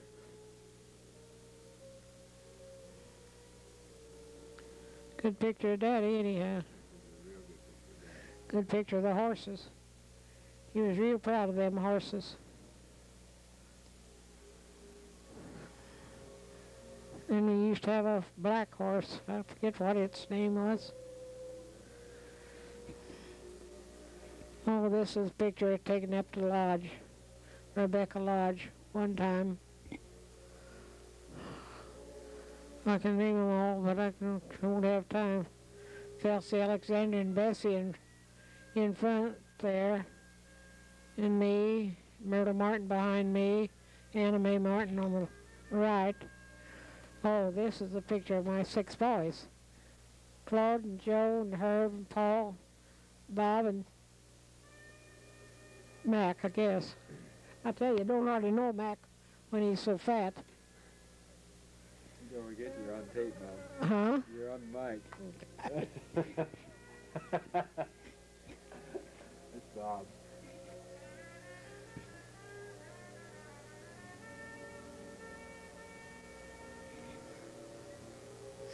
That's Bob on the end. Then Mac, then Paul, then Herb. Gosh, is that you, Joe, next? Of my land of living. You look different there than Arthur Claude.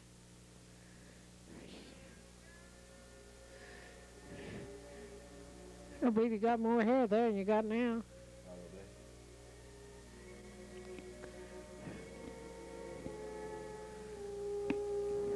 Probably. You think they all favor any?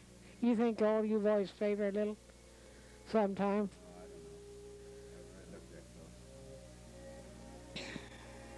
close. Now that's Arthur Claude and Agnes Ellen Terman. This is Arthur Claude on the right. This one here? And Agnes Ellen over on the left. They're 5 days difference in their age. Her birthday is December the 15th, and Claude's is December the 20th, and 19 and 20. Who's that? Agnes Ellen Terman. That's Nadine's. That's Claude there. Mm-hmm. That's Claude. Who I was taking. Well, that's who it is. Looks like. Looks like you're in it. Yeah. Always talking, isn't it? Yeah. Well, that's Agnes Ellen. This is Ruth and Bernie and Andrea again. I don't know why it's so dim. Bad picture. Couldn't get anything out of it.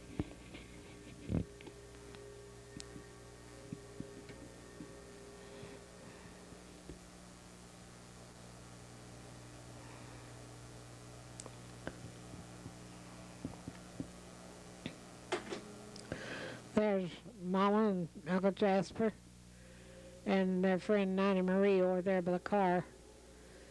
I don't know where they met her, whether she was at Madison with them or not.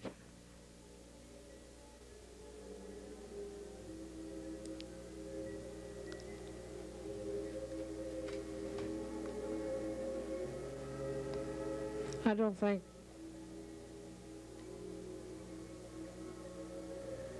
I guess I've just got that one picture of Irma. That's all I've seen.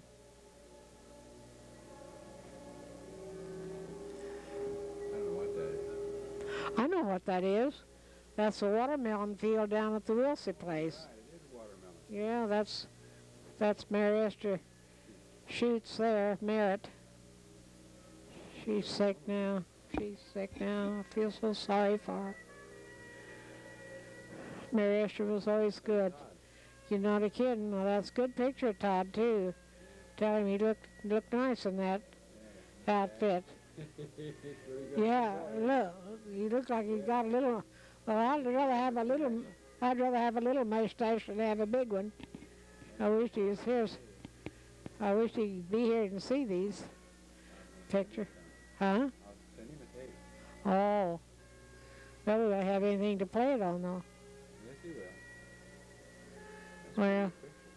yeah, there's another picture of the goats, too. No, I'm real proud of that picture of him in the Navy. That's the only picture I've got of Todd. All right. That's right. That's a picture of Doc. Yeah. There, the birds are hanging on the porch. Yeah. The Okay, I see him. Oh, all right. parakeets, yeah. One black ear and one white ear. Yeah, one black ear and one white ear. See in the window? Yeah. That's got 3 stars in it. Yeah. Had 3 boys in service. I guess that's Mac again. Who? Mac, when we first moved down to the Rob place. Yeah. He didn't have his hands in his pocket. Well, he didn't have any pockets to put them in then. There's, yeah, Mac and me and hot shot. Ruth and Sue. Hot shot, Sue, Ruth, and you, and Mac down on the ground.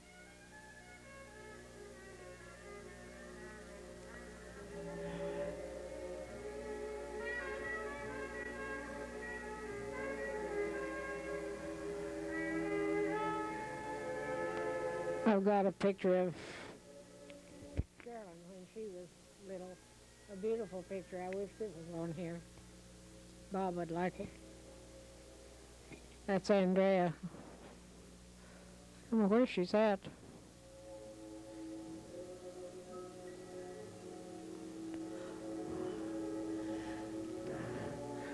Ruth always sent me a picture of her grandchildren, but I don't have any of them on here.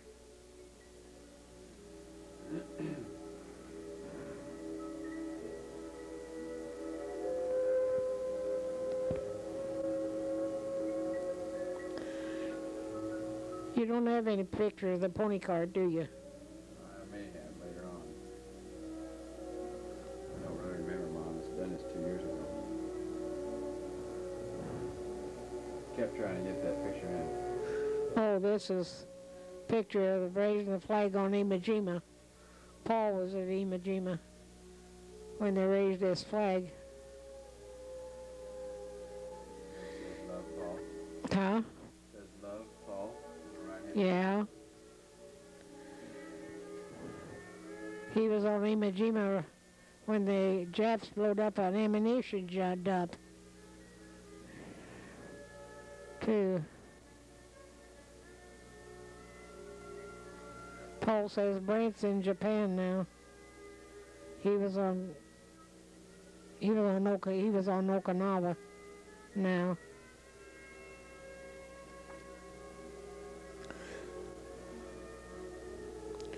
Oh, Uncle Mac brought up some pictures the other day and had a letter Claudia had wrote them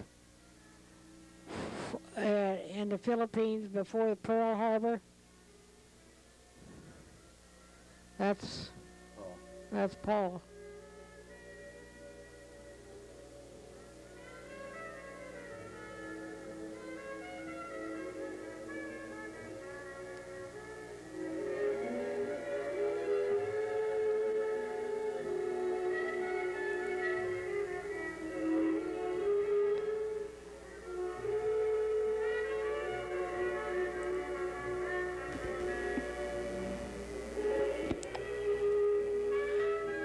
There is Gene Wilkinson. Oh, that's Sue with a thumb in her mouth, I guess. Carol Cox, Uncle Jasper, and Andrea, I think Uncle Jeff's holding, and Granny and Phyllis and Mary Lee, I think. I think that's, I tell you, when they're all about the same age, it's kind of hard to... Who's that next to Carol Cox? Gene Wilkinson. Gene Eagleson now.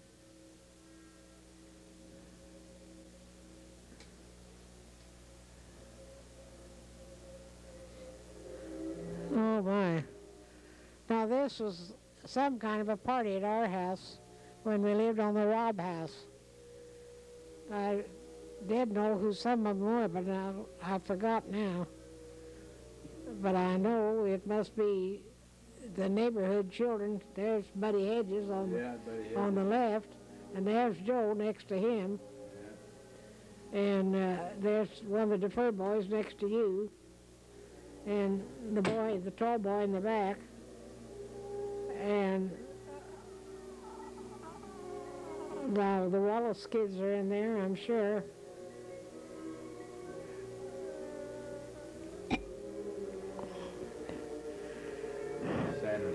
Yeah.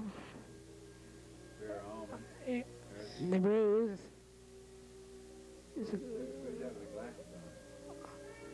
I imagine Sue's in there, but she didn't have glasses on.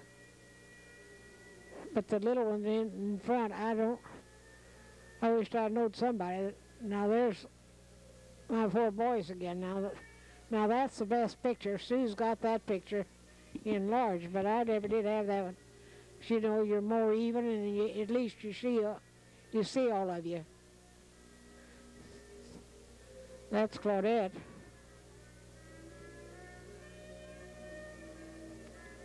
Claudette looks so much like Ruth, I can't hardly tell them apart sometimes. Arthur Claude.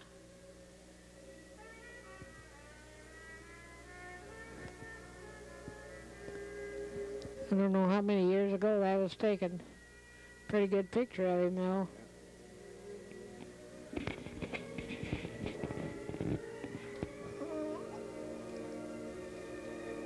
I don't guess I've got any pictures of Mark, have it, in here? I don't think so. Well, this is more of the 50th anniversary pictures here. I guess this is just our family. There's Ruth and Juana and me, my two sisters and me. Ruth's just like my own kid, because I'm telling you, I took care of Ruth when she was a baby, and then she lived with Arthur and me. She's been pretty close all these years.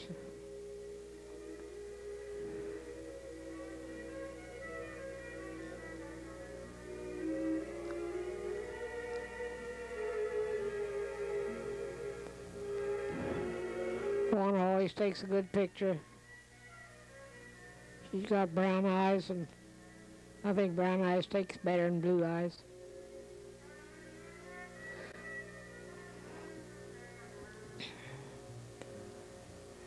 Grandpa Wilkinson had brown eyes. My dad had brown eyes. Only they were a lighter brown.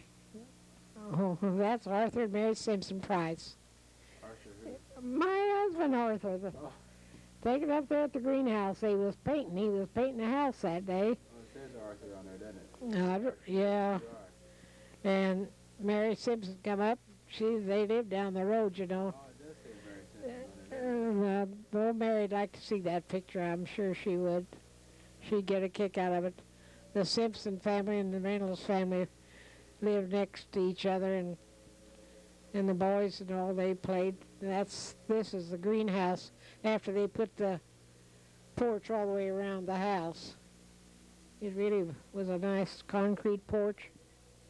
But then after Clyde and Iona bought it, why, they had to replace it, and they put brick posts on it. This is the way it was when I lived there. This is the Kaz again. Cass was three. They were twins or triplets? Twins or triplets? There had to be three. Claude? Yeah, this is Claude on the left. Paul back behind, I think. But they was born down at the Wilsey place. It was a Guernsey cow, yellow with white spots. Wonderful cow. And then you had to have your cows tested for TB, and the doctor got the veins mixed up, and we had to sell her. That was a pretty hard blow, because she was our milk cow. But that was a watermelon field down there at the Wilsey place a while ago. Ruth and Sue, yeah. Sue looks like her cheeks are fat, don't they? He looks like Mac when he was puffed up a while ago.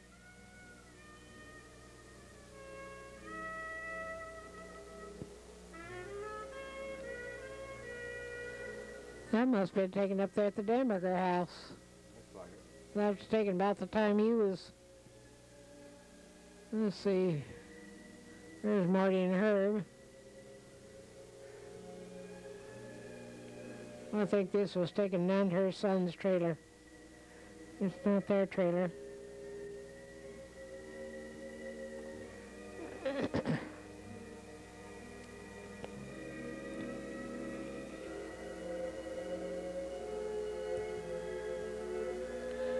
She's going to choke him, I guess.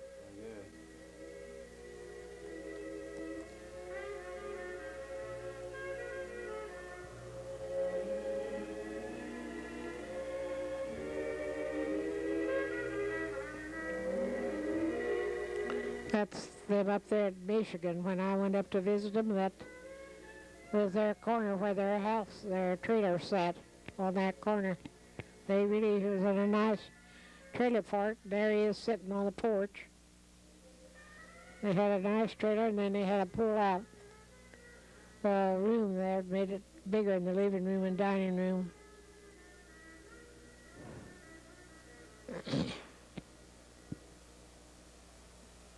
Then he built a shed on the other side for his cars, and his.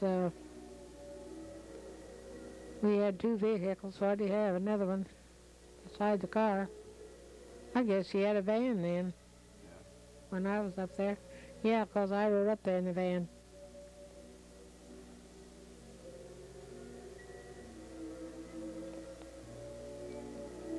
That was their couch in their living room.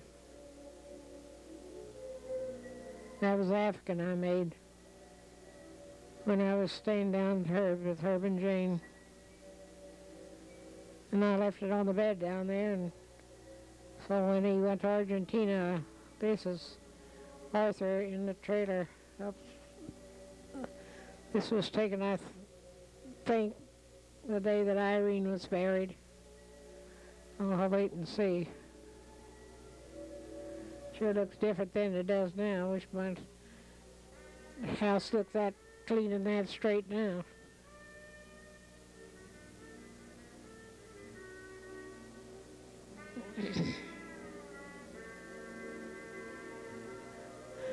That's me when I was about 16, 17 years old, taking the New Harmony Fairground. That's the one he had in his billfold. And said I owe this picture or something, you know. I had on a green midi blouse, a white midi blouse and skirt, and a green silk tie and green silk stockings. I remember exactly what I had on. Taken to old New Harmony Fairground. It's Troy. Troy and Melissa, no, Troy and Joe Mary, and me, and who was over here? Melissa. Melissa over here. Troy and Melissa. Right. You guys say left or right, Mom? From the left, Troy, that's Barb, Bobby Joe, Wasmer. And that's Barb's son. John. Yeah. Them was taken over at Sue's at Right. Christmas that time.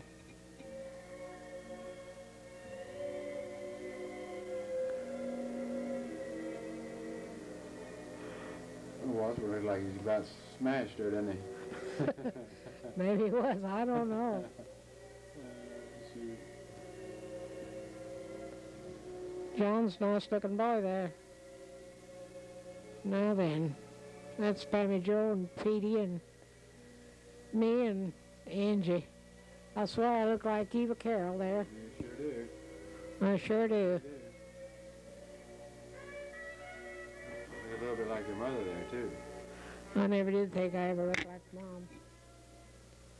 And that's Doug and Wayne and Pete. Doug and Wayne and Steve. Yeah. Doug Reynolds and Pete. No. Doug and Wayne. That's Steve on this side on the left. Yeah. That's Wayne behind me Right. and Doug. That's Marty taken up there at that place in Michigan where they don't have anything, only Christmas things, Frankenmuth or something like that. They took me up there when I was up there, wheeled me around in a wheelchair. Who's that? Oh, that's Sherilyn. That's Sherilyn. Good looking baby, huh? I'm sure that's Sherilyn.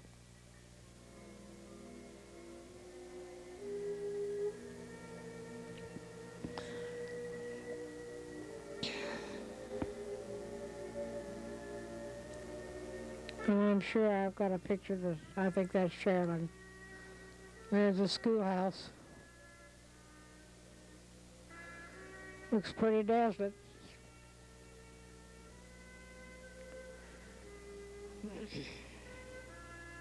Bob. That's up in the Lucians, I'm sure. He had some pictures at concert hunt, snowed under and all.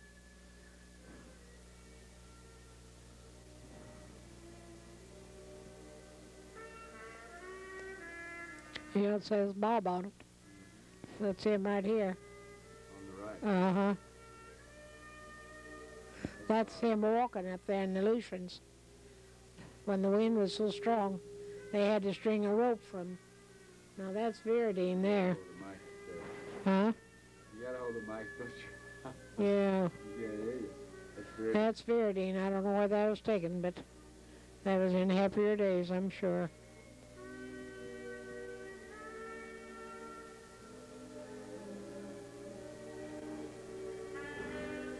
Who's that? That's my dad. That's your dad? That's my dad. What's his name? Claude Gilbert Wilkinson. I didn't know that. Oh, that's who it is. Gee, when he was a kid. Yeah. And this is a house after my dad was killed. Mama moved from the farm after she had the sale and built this house in the side of, and built this house in the side of Grandpa and Grandma Wilkinson's yard. And that's where we lived until her and Uncle Jasper were married. Who are the people on the porch? Cousin Lou Tyner, I think, the looks. I think that's Nina Marie, Mama's friend, I think. I really didn't know the woman myself. But I'm sure that's who it is. Drink.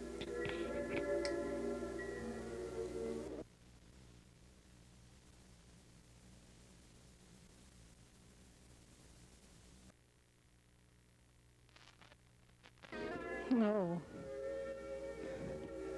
This is,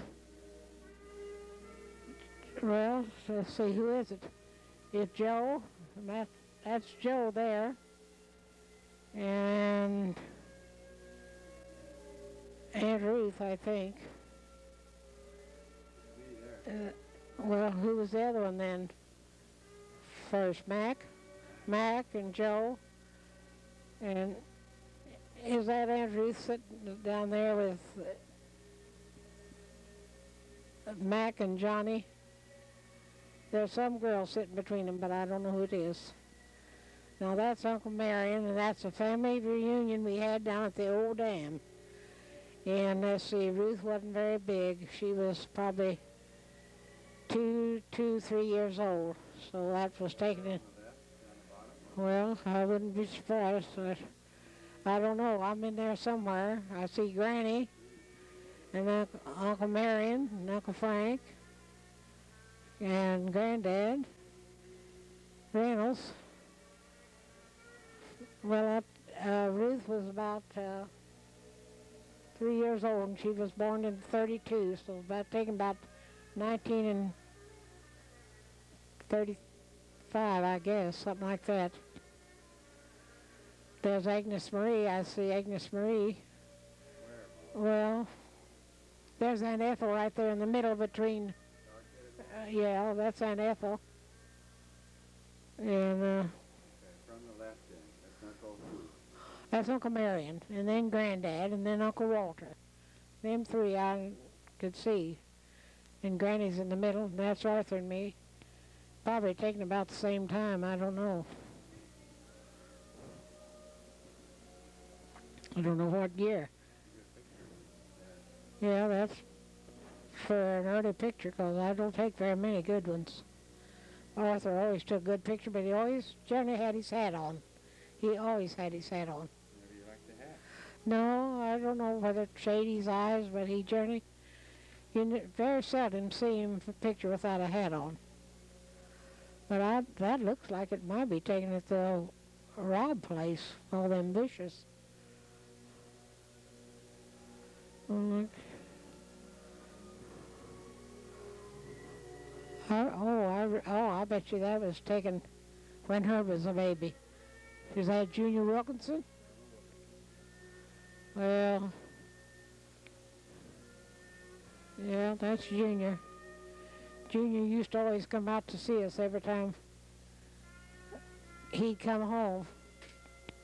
He'd always come out to the farm to talk to Uncle Arthur.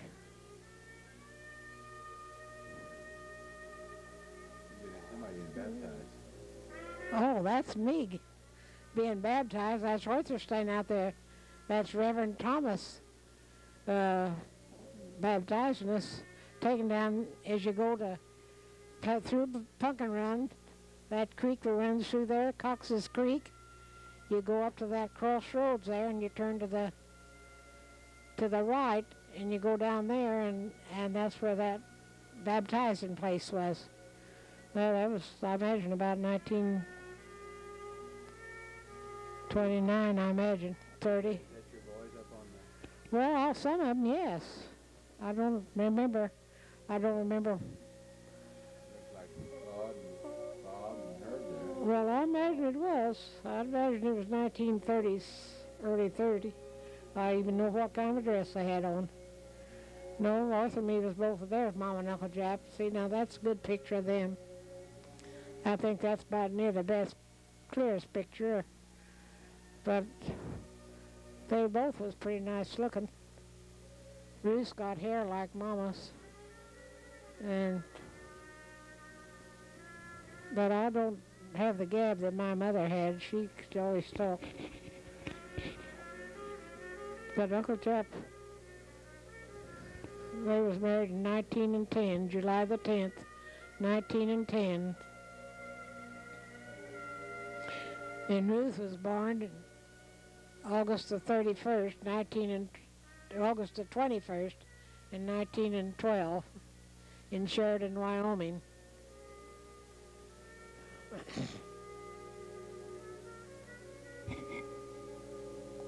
There's Sue. You think Sue favors Arthur? Yeah, I've had a lot of people say she thought Sue looked like Arthur. I said, well, she had his freckles anyhow.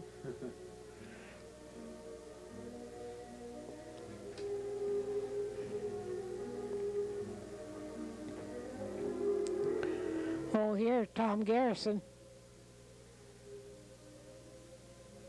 Tom Garrison's not in very good health now, they say.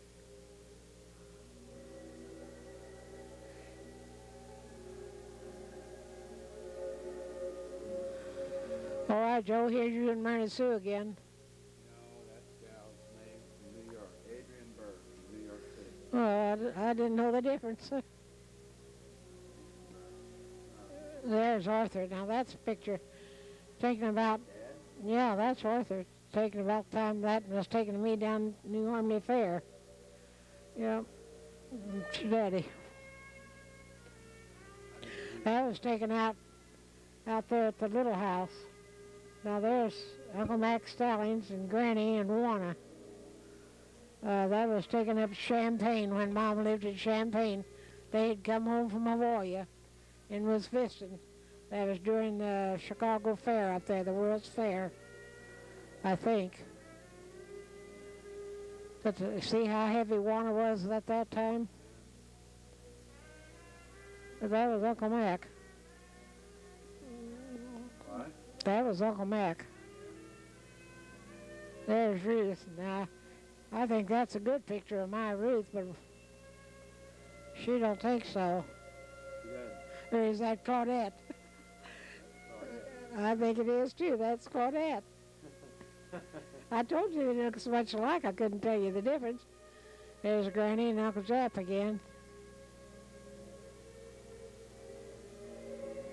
You know, Uncle Jap went to the Philippines. He went civil service in the Philippines. This was taken when Ruth or Sue was married. I think Ruth. That's the dress I had on when Ruth was married. Had them big pearl buttons on it. And I never did know what happened. I must have took it to cleaners and forgot to go get it. I still got some buttons like it, but that's the day. That's when Ruth was married, the 19th of November. That picture's not too bad. I mean, this time it's there. That was taken about the time Brent was born, I think, in '66. Getting good now. Now working so hard. That was taken, I think, about in the 60s, 65 or 66. I think I'd had my hair cut off then and probably had been at the beauty shop. Oh, there's a picture of Household and Brent down in Louisville that day after he's a baby. Mary Margaret Wallace Alexander made me that dress. It was black and white check gingham dress. I can remember that dress. But that was Brent when he was a baby. And there we are in our trailer. Now I think this is when we first moved in. See how clean it looks then and does now? Looks pretty clean, looks pretty nice there.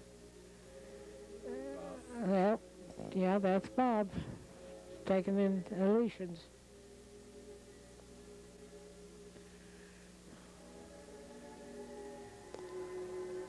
He said they always issued him beer, and he'd put his under the bed, and then when the other boys got theirs all drank, then he could sell them his.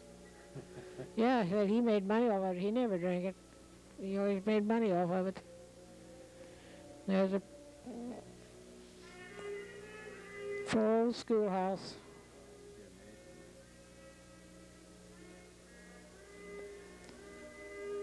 There's Ruth and Sue. We lived at the Rod place then. And they must have been, what, 9, 10, 11? Something like that, 9 and 11. Oh, I guess that's Brent. That's Paul. He favors Peg there, don't he? That dark hair and all. But Brent with his uniform on, sitting on that desk, a picture of him on my desk. When you look at him with that cap on, he favors Arthur Claude. Of course, he favors Peg, too, with them brown eyes and black hair, but that's Brent. Oh, there's Mac and that little dog, see? That's, yeah, that's one. Oh, boy, he just cried and heard Brent over that little collie dog. He went down to Stedman Alexander's and got that pup. And he was coming in with the tractor one day and come right through the gate and ran over the tractor. Now that's a picture of Granddad Reynolds. On the left? Threshing out in here, yeah. On the left? Yeah, and then on the wagon is Otto Simpson and Arthur. Yeah, Otto's on the left. And Arthur, right? yeah. You're kidding. No, I'm not. Who's that behind? I don't know. Well, see, when I took that picture, I didn't even know who that was.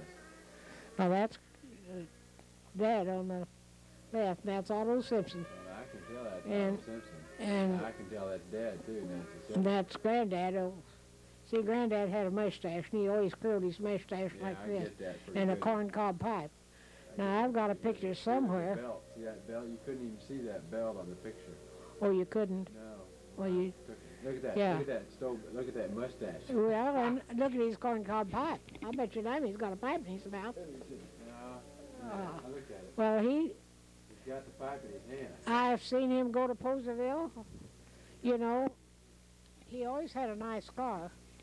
And Pipe in his hand. after he retired, he'd go to Poseville every day. And he'd pass our house out there where Mom's tail place is.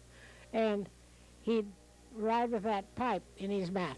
Oh, he never took it out. He always had that pipe. Yeah, that's old Otto Simpson Yeah, there. I remember that. Yeah, that's Otto and Arthur. Mary Simpson. Yeah, Mary Simpson would like to see that. Wore that hat. Well, summertime he's out in the hayfield. Looks like a Mexican. But I don't know who that was back there. Maybe he just had a hankering for wearing a hat. Yeah, picture is. Huh? Picture's torn. I know it was torn. But see, they had horses and wagons. See that picture what I got all that out of? Yeah. That's me. That's you again. That's Joe. Well, he's a good-looking boy. See, that's Joe. That's Joe, huh? Yeah. Well.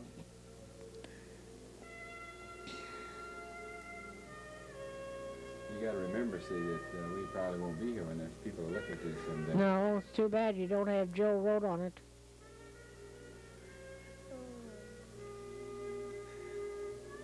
serious, huh? Joe Reynolds, born December the 17th, 1936. Who's that now? Oh, this is the barn down at the Rob place, No. isn't it? I don't know, Mom. I have no idea. Who is the picture of? Is that Claude? I don't know. That's Claude. That's Claude. Well, that's out the Cooper place, I believe. Well, what is he holding? He's got his arms around his knees. That's Otto Simpson.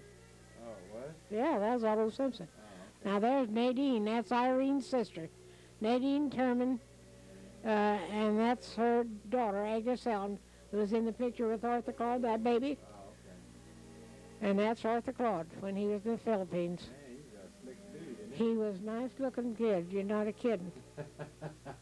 Well, I'm telling you. Tap dance shoes on, you'd be a tap dancer. Well, I'll tell you, he was. That's the nicest picture I had of Arthur Claude, and he sent that home after he went to the Philippines before Pearl Harbor.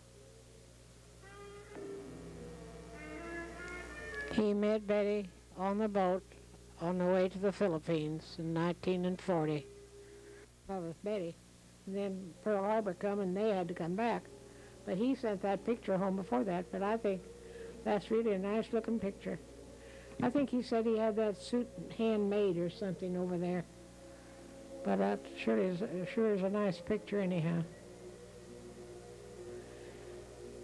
He ought to put that, he ought to frame that and give each one of his children one of that. There's Ruth and Bernie again. Bernie looks fat there. He never was fat. Bernie wasn't. There's Peg.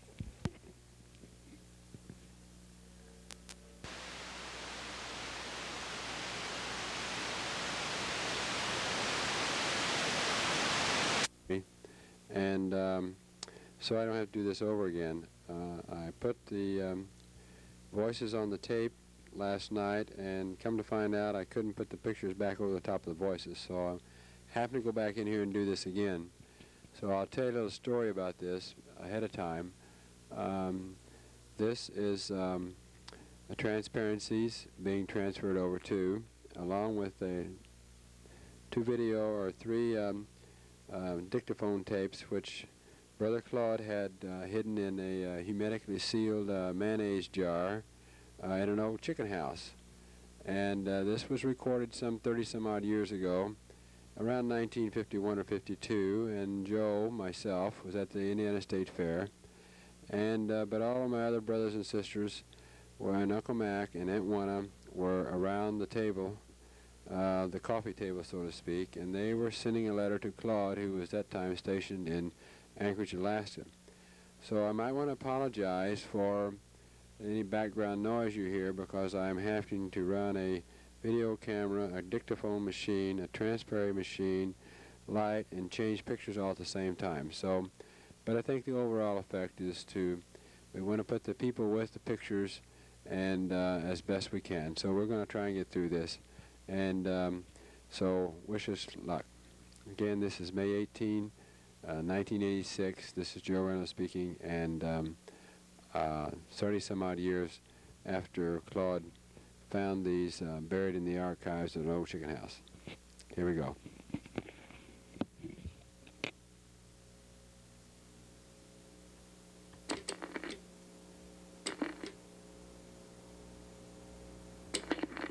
One, two, three, four.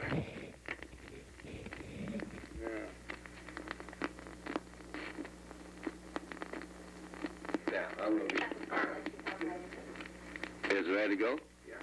Well, I'm going to tell you the story about the old man take these little boys to the psychiatrist. This is Uncle Mac. Well, this little boy wasn't quite as bright as he thought he should be, so he took it down to the psychiatrist, and the psychiatrist said to the kid, he said, what is it, a cow has 4 of them, your mother only has 2 of them? And the little boy says, feet.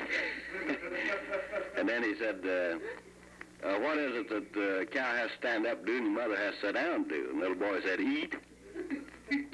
And he figured he wasn't getting along so good, so he started to change his line of questioning. He said, what is it a dog does out in the yard when you step in and makes you mad?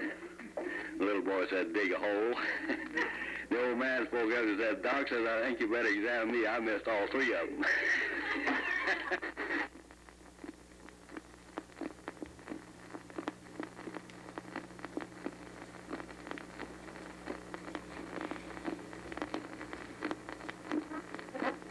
Rob, you think it's all the time back to Claude. Hey, listen, listen there. He's tall.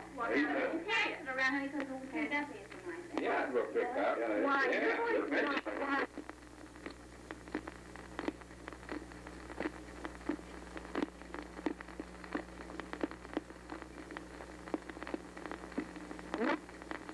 And now let's hear from Dad R. Dad R, you have a few words for your public? Huh? Tell us about that bow tie you had on today. Just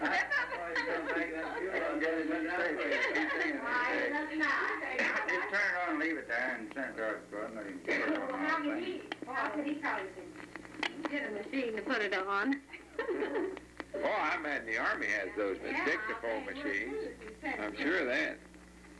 Little Stevie, do you have something to say for your public?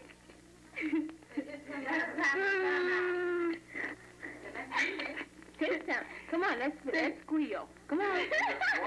Come on. Come on. Come on. Say something. Come on. Here, Bob, you say something. I don't know what to say. I'm just speechless. I bet if I said that up to the girls, I bet they'd get a big laugh out of that. They probably would. No, I think this will pick it up just later on. Sure, just like that. And why don't we fix one up for Clyde? Well, what do you want to say? Let Uncle Mac tell one of his tales. Here. You can. Well, and Peg, tell him about the time you went to see that. I didn't want to find that long. I thought it was really funny. How long does it take to run a dog for? I don't know how long It takes a lot, though, doesn't it? Seems to me like you can talk You want to talk? Huh? 5-10 minutes on it. That doesn't give you a very good comparison, but I Is think it it takes going somewhere now? around 7 Yes, 8 minutes. Hey, well, listen, Paul, Bet why don't you're we cut it wrong. off and then just, we can all say something to Claude and Betty and all of them, just pass it on around. Well, now, how would they hear it down there? Well, It might take it to the office, sure, but they Betty, kick out of that. Why don't you cut it off, honey, and then we'll just start a letter. Start a letter. Well, this is a letter to Claude in Anchorage, isn't that right? Isn't he in Anchorage now? Claude and Betty. And the children, Mark and Claudette. I read your letter concerning the moose hunt. It sounded to me like there was quite a bit of bull in that letter. But I suppose that Alaska causes people to get that way. We're all here in the kitchen tonight. We thought we'd just send you a letter rather than to try to write you one. I guess you'll hear next from Dad.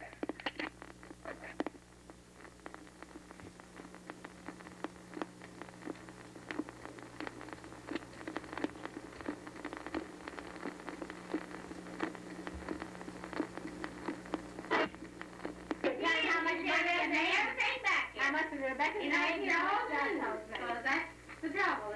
They don't get enough, maybe. Don't get enough. Yeah, go on, tell about the picture. Now, wait, where do you turn it on at? It's on there. It is. Turn it off. Yeah, well, just go ahead. Go ahead and tell about it, yeah. It's on there now, boy. How you doing, boy? Betty and all the kids, huh? Did he hear that? Yeah. We had a big picnic down here, Claude. Chowder, festival, last week. We made a lot of money. You ought to have been here. How much you make? Oddfellows and Rebecca's. And we made $800. That's what we made. Clear money.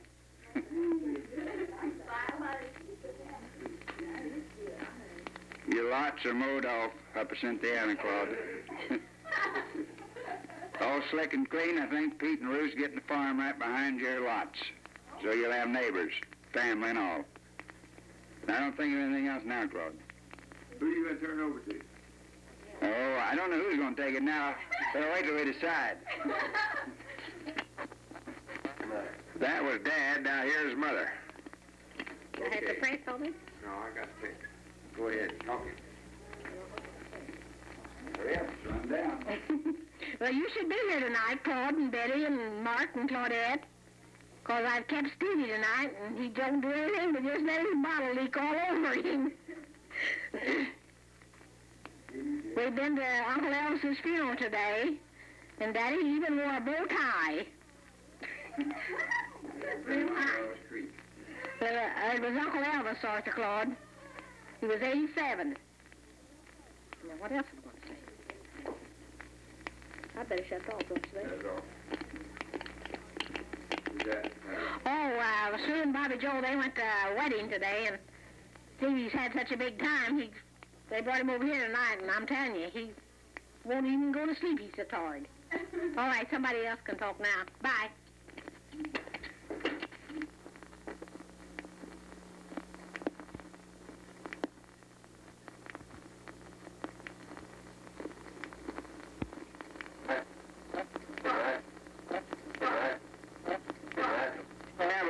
Uncle Mac, Claude.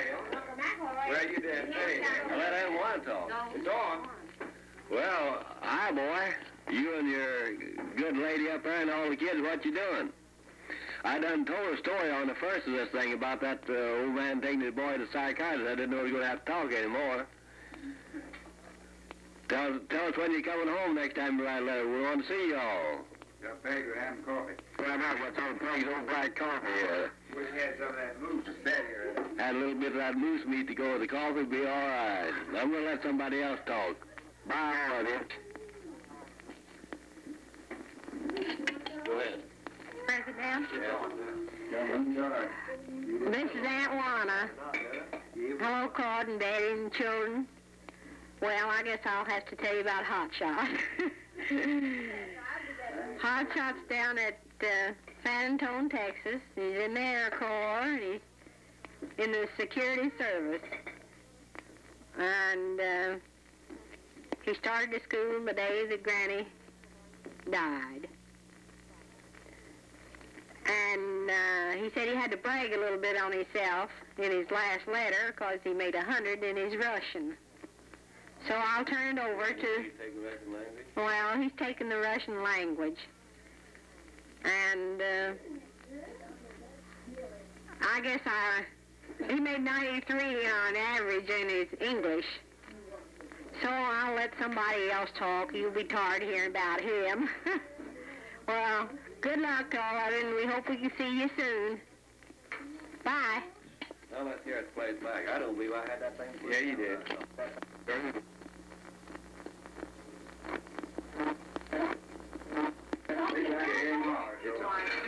Hi. This is Ruth. No! That was Petey. I guess you knew Phyllis is getting married the 14th of September. And going to have a big wedding. We're going to have a shower for our Tuesday night. And then Mom's having one Thursday night. Well, Aunt Juana and all of them. And I don't know, that's about all I know. I can't get... Oh, I don't know. We don't know yet. Yeah, I wish I could get Petey to talk to you, but he won't. He just woke up. Say something. You want to say something, Pete? Get over here. Oh, I bet he can sing a little song. It's on, Pete. Just say anything. Hello, Claude. This is Pete. They want to tell you about that sale up there today about buying a John Deere tractor and wagon, disc cultivator, and plow. Getting about ready to go to work on the farm, I guess. Getting tired of this.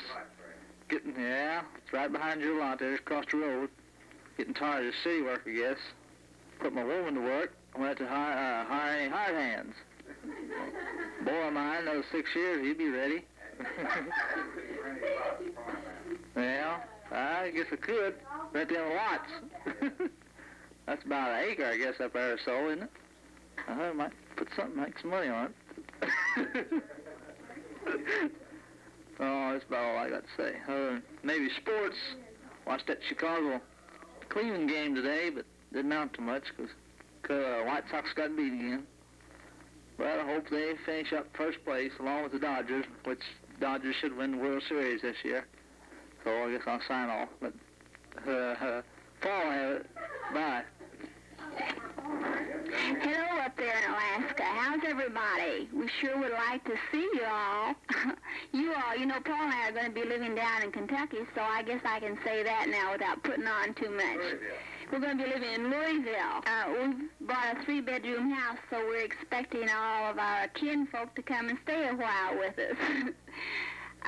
What are you doing, Claudette? Are you going to school this fall? You'll have to write and tell me something about your books that you're reading out of. And, Mark, I bet you have a lot of puzzles you can play with, don't you? You know, I think I remember you're a pretty good puzzle worker. Say, Mark, you remember the time we played out in the teepee and we smoked the peace pipe? You know, those sticks of celery? And you said, me no like peace pipe? Well, do you like that celery peace pipe yet? Say, Paul and I sure would like to come up there and see you before you move back to the States, but we're going to wait and let you come down and see us first. Well, I sure hope that it doesn't get too deep in the snow up there this year, and you keep your feet warm and don't get bad cases of sniffles. We'll be thinking about you, and we hope that you can halfway understand what we're talking about on this. Some pretty good stories went on this reel, don't you agree? Goodbye. Here we come again, boy. Telling you about my new job now. You know, I've had that telephone job over in Waysville for some 2 or 3 or 4 years. I know so else since '52. I'm working for Bell now. I got St. Phillips. They're buying all these small companies through here. All there's St. Phillips and Parker and Inglefield and Folsomville. I don't know who else puts over with. And I'm going to work those companies and keep them running until they can rebuild. I just move from one to the other. They give me a truck and got a big bunch of supplies down there, which he was down so he could work with me. I went out to a place the other day and worked on a telephone that had been on the wall for 49 years and had never been off of the wall. See, the same spot on the wall. I put batteries in it and tightened up a couple screws here and there, and that thing just talked up a storm. Then I went out to a place yesterday where they had 11 kids, and the oldest one was 11 years old. Now, you can figure that one out. I don't think there was any twins or triplets in the bunch. They must have, one of them must have had sore feet. I don't know which one it was. I don't know any more to tell you, Claude, other than wish you was here and had my job. I'll let somebody else go again here now. You better get it going. Hold it. Cut it off. Sit down. Oh, you got to hold it. Going now. It's going now. Day, this is Dad again. I just want to ask Mark if he still runs around with his hands behind him, looks up at the moon and the stars. Claudette, you still got the little red rocker? You still get the Jack and Jill book? Did you like it? If you did, I'll send it back. Let me know. I think somebody else is going to talk. We're going to try to finish this record here. Well, this is... You just have to sign off. Okay, this is number 2 tape, and this one's a little bit in bad condition due to the fact that we had a lot of trouble getting this onto the machine and finally had to dismantle the machine in order to get the tapes on. So if it's a little scratchy and not too audible, why, it's the best we can do with what we got. So here we go again, number 2.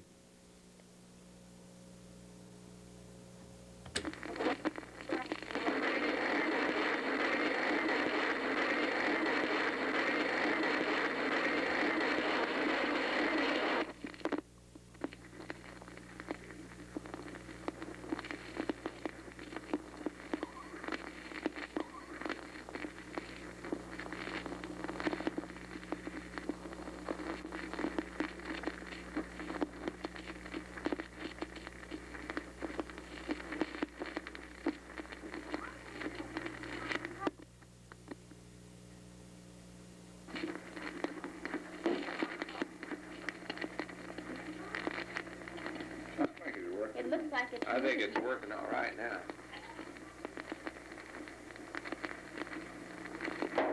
Yeah, it's playing all right now. That's great. Do you want it? Yeah, it's have threads on it.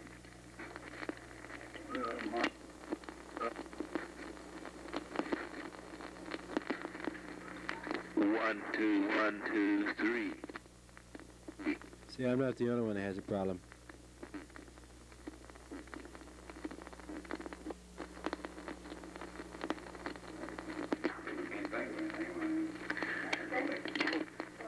This is a report from Bob now. Well, I really don't know what to Bob say, Reynolds. so I'll tell you about my watermelons. I hauled 2 loads out of Florida into Lima, Ohio. And then I hauled 2 loads out of Georgia, and we took those to Toledo, to the market. We bought a patch down in Florida, in Georgia, 25 acres. And we hauled 3 loads out of there and went back for another one, and they were all stripped. What I mean by stripped, the old man went in and he cut them all out and gave them to his hogs. That was the last load that we hauled out of Georgia, and we got up to Toledo, and I spent a week up there, most of one. I lost so much time up there that I didn't get a haul any from Johnson down here. So I decided, I better get busy in my house. We bought a little bit of snow that was there, farm. We bought 40 acres just south of Princeton, about 1,000 acres, all level ground. It's all 15 pounds. We have 15 acres. We have 15 acres. We have 15 acres of wheat and 10 acres of beans. The beans are mostly all weeds. The wheat made 25 to the acre, been awful late. We renting the ground, and also we have a 5-room house. Yes, it is, and we rent that. We have our trailer parked out in front, the shade trees.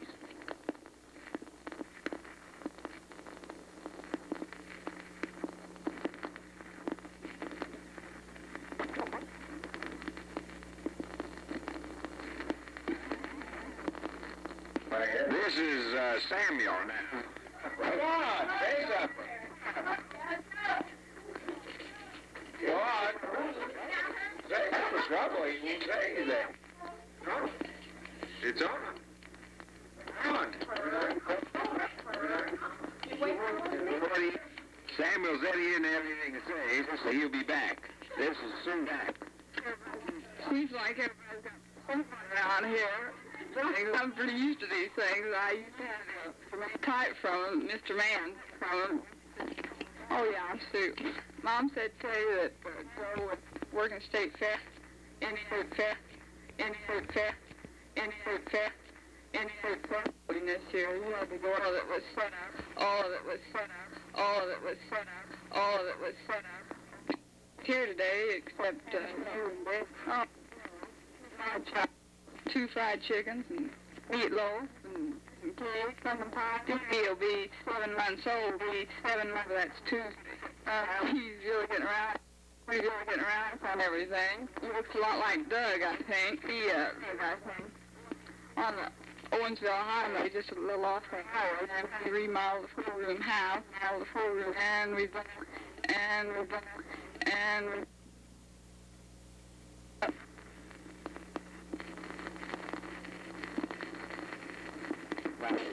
Stretch your legs up like, stretch your legs up like, stretch your legs up like, stretch your legs up like. Ask him. Ask him. Ask him. Ask him.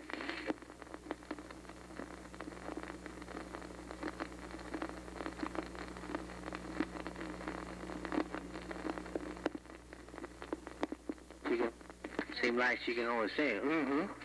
That was Sherilyn talking a little bit. She can say a lot of words now. She's nearly 19 months now.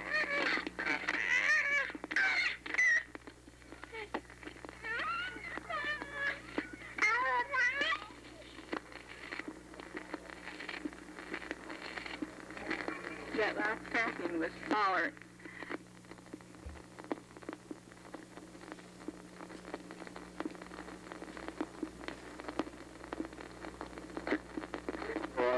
God. Dee Dee. Dee Dee.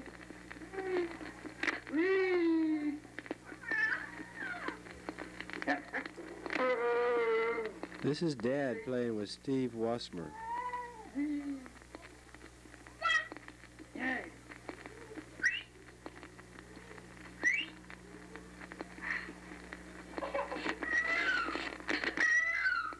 Hey.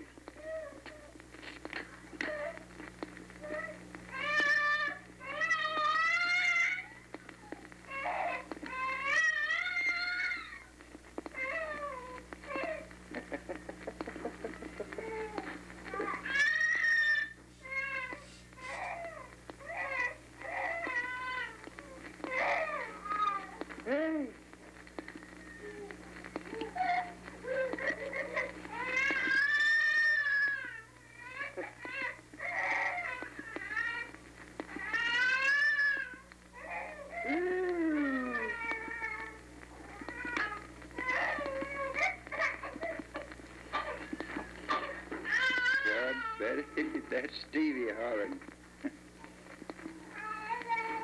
And all that dinner, and they put Stevie in the cage here and left him. Oh, can't hardly wiggle.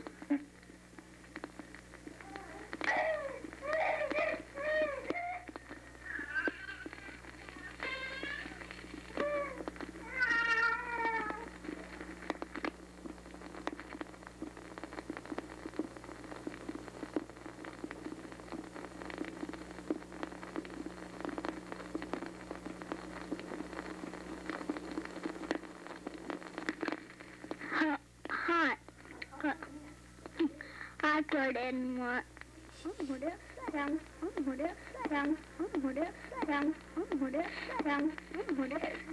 I'm for the video.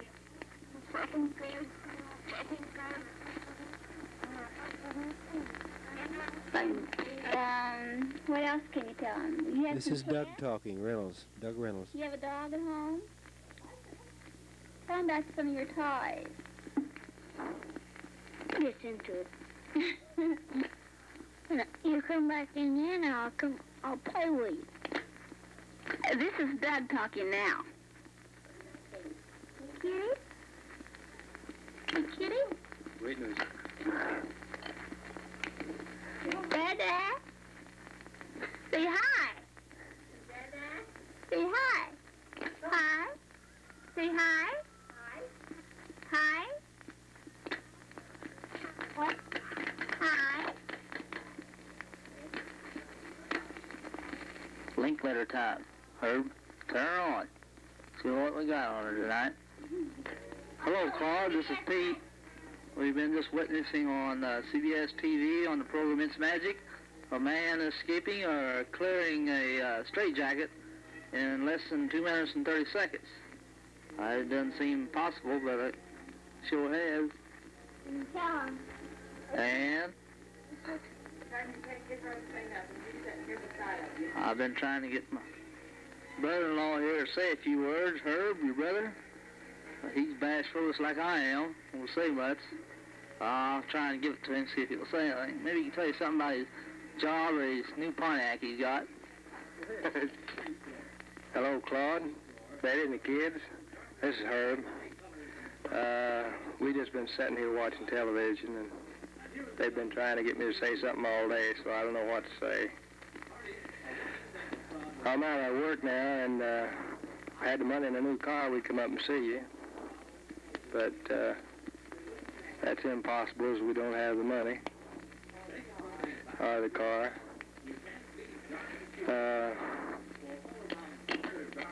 Well, I don't have anything else to say. This is kind of a funny experience talking to this thing and nobody talking back to you, so I'll sign off now.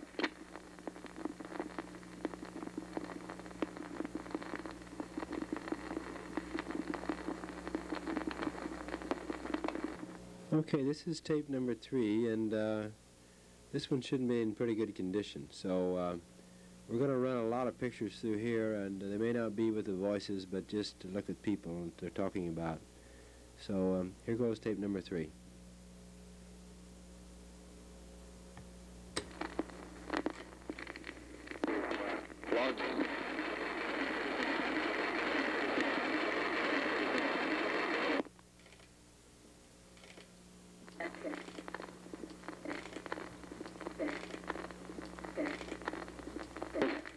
Claude, this is belt number 2. If you get this one on before the other one, take this one off and play the other one first. Seems as though we've had a little trouble getting this belt started, but I think it's going to go now. This is Paul. Mother has some other things she wants to tell you now. Hello, Betty, Claude, and Claudette, and Mark. It's now 11 o'clock tonight, and we're having a round-table discussion, drinking coffee and just talking, as you can tell, on these records. Oh, yes, I wondered if you received the card that Daddy wrote you about, telling you about Frank's death, Bessie's Frank's.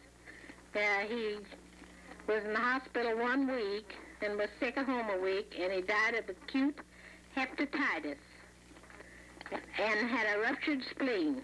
Mary Jane and her family came today to be with Bessie for a week on their vacation. Oh, yes, about the deeds to the lots at Cynthiana. Did Granny ever send them to you? I asked her, told her one day I'd send them, and she said, no, I'll send them. But we looked through the desk, and so far we haven't found them. So be sure and write and tell us if she did send them to you. I think this is Mark's wedding.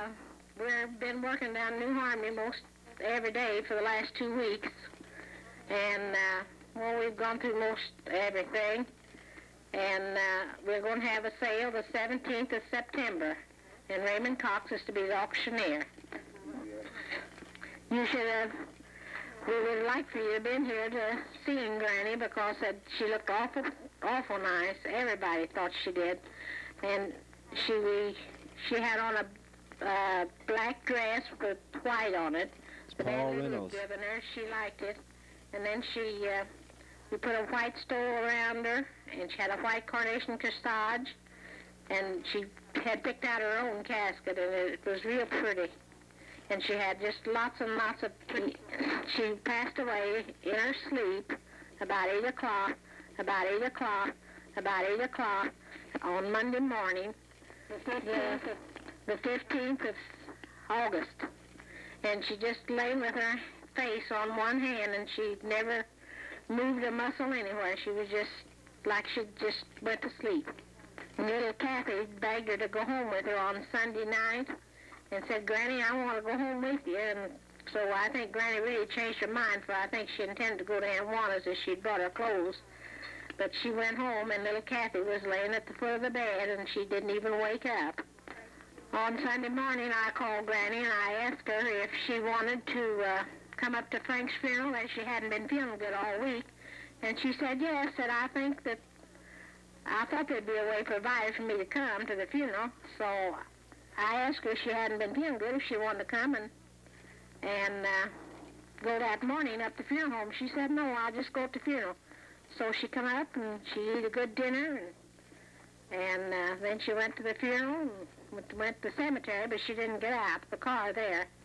And then we come out and changed clothes, and as Wadesville had their all-day picnic, she changed her clothes, and Aunt Juana and Granny and Arthur and me went down there then, and she ate her supper and enjoyed the program that night and stayed till it was all over, and she really enjoyed the day.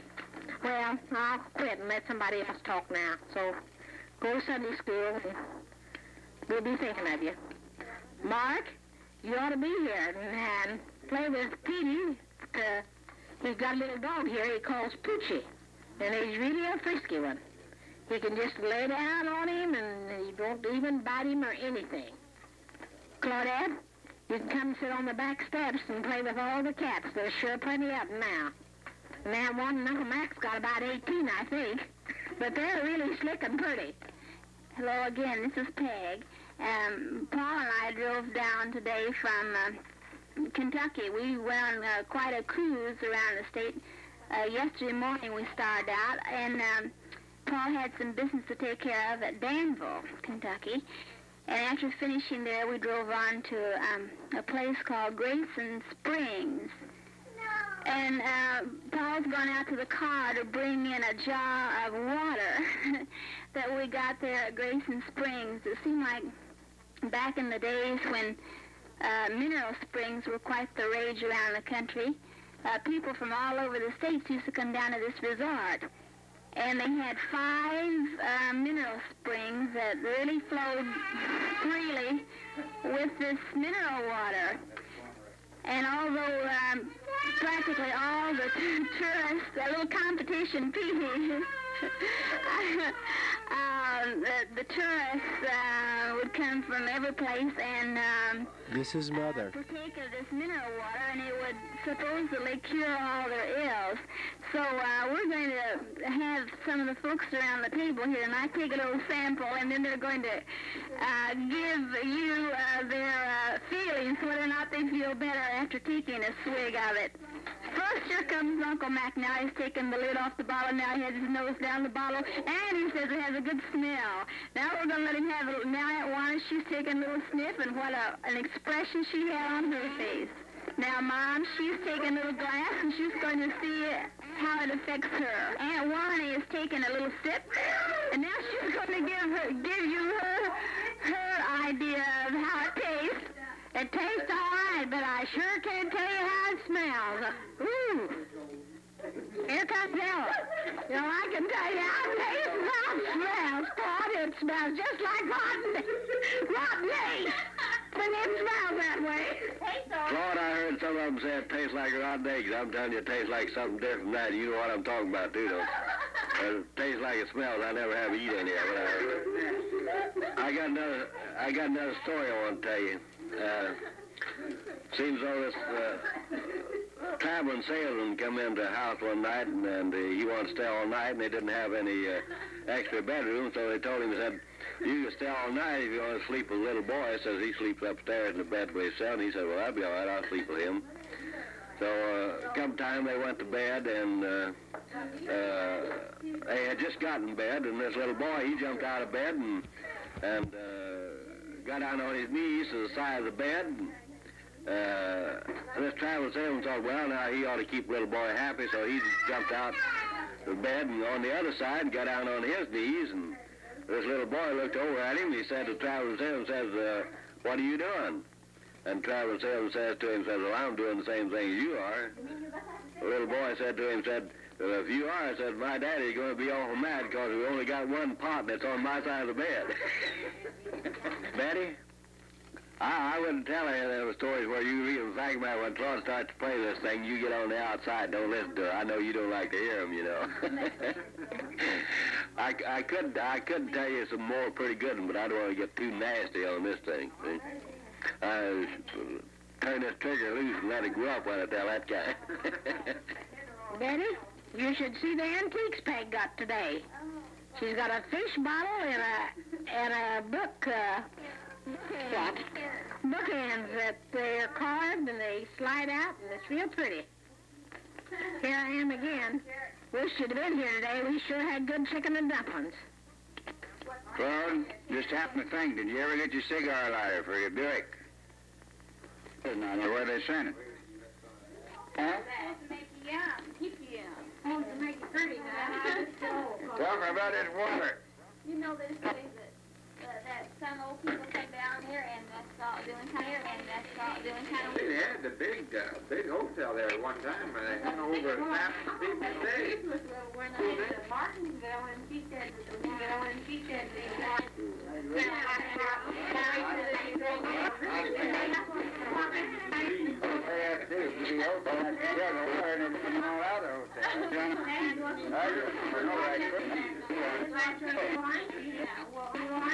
That looks like my water.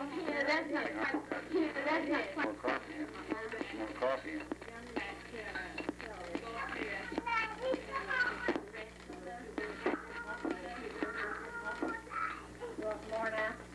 Hello, Butter. How's your How lip? about some Red Hot, Steve? You want some Red Hot? Well, let's see if we can find them.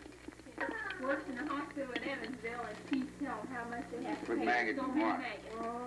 And they put them in people like to have bed sores to eat up that dead sores. No. That's the truth. I'm changing the story, Peg, but I saw an antique last night you ought to see. What's that? A bleeder. A bleeder. Yeah, heard of these old-time bleeders? What, some kind of a knife? Chester Worry had it. He got it from this undertaker up here in Penn. What does it look like? Little do jigger, you just lay it right down on this artery here, and they kick a spring, and it socks a little knife right into that artery. And they use that for practically all kinds of diseases. Way back there, yeah. Oh, what's the little original box? You got your undertaker sent down. Oh, it's well preserved. It's no box about that long. This is Doug Reynolds.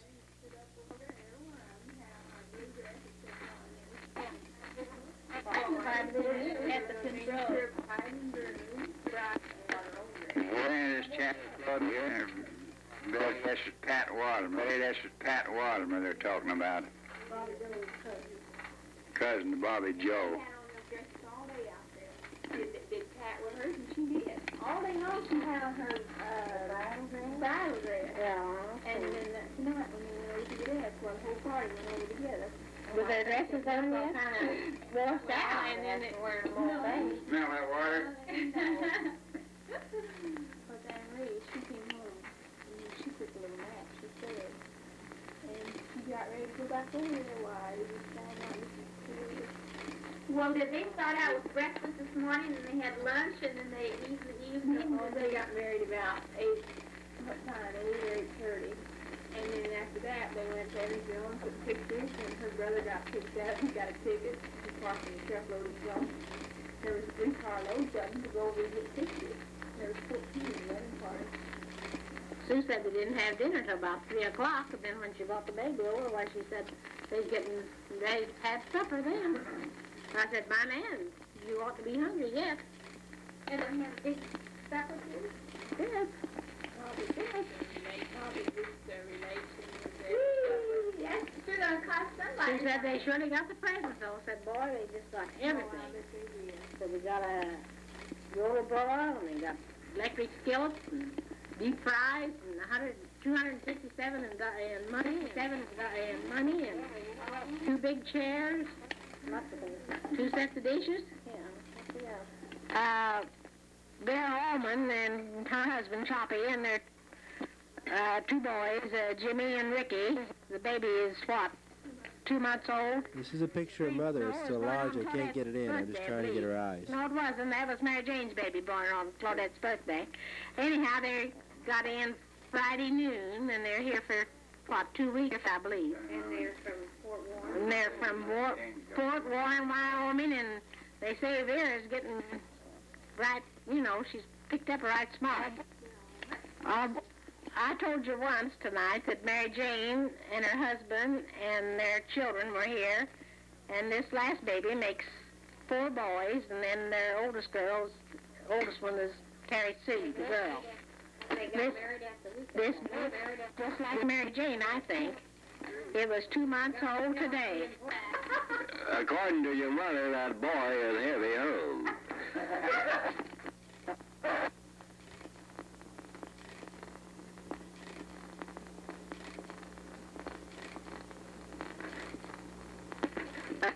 This is Aunt Juana again. Betty, you remember the pearl earrings that you sent Granny that you got down on Market Street there in San Francisco that you sent at one Christmas? Well, she was buried in those. But the undertaker just forgot to remove them. And I'd mention it to you. And there was lots and lots of pretty flowers. Tell us what kind of grandchildren. The grandchildren, 8 of them, Ella's and Hotshot, they got yellow rosebuds. And the other 8 grandchildren, Liddy's children and Andrea, they had, what was it, gladiolas and what else?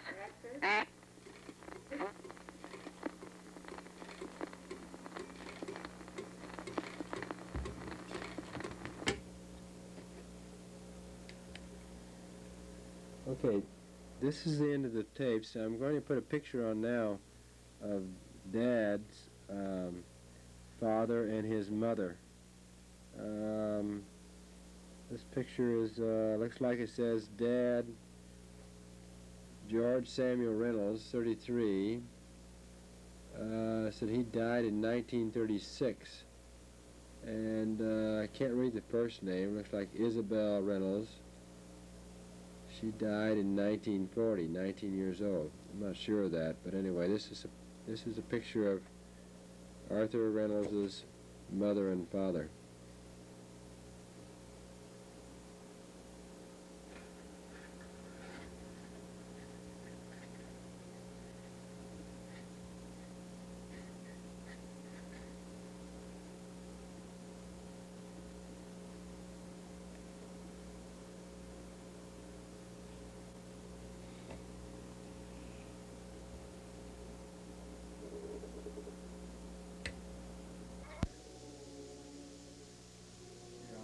Okay, this is Isaac Carlton Reynolds and his wife Mary.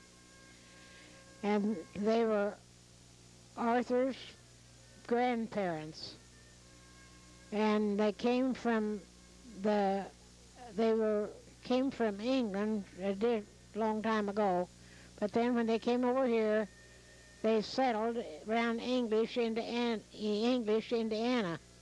And then they moved to Posey County. And this must have been about 18 and 20 or somewhere in there, because they lived where William Ralph Reynolds lives. You all know where William Ralph is. That's Uncle Ike's boy. And they lived up there on that hill, and I think they had 11 children. Now, I know they had 4 boys, and I can name 4 girls, but I think there was more.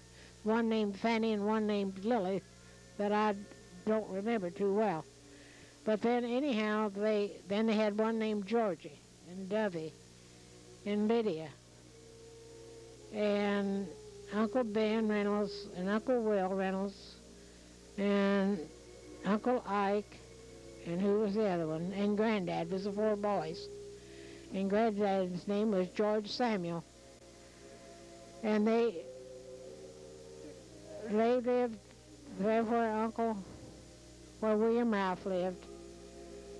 And I know part of the children was married, and who they married, but I just wanted you to know that this is a picture of Arthur's grandfather, Isaac Carlton Reynolds, and his wife, Mary.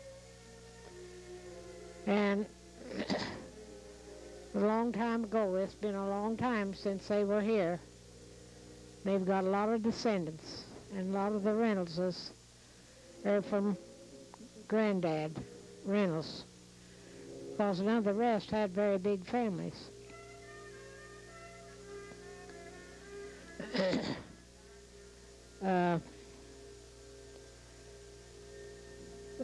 Then when Granddad Reynolds was grown, he married a lady by the name of Mary Jane, and that was Frank and Walter and Marion's mother. But I don't remember I know what her name is, but I can't think of it. When you get 87, 85 years old, you don't remember as good as I used to.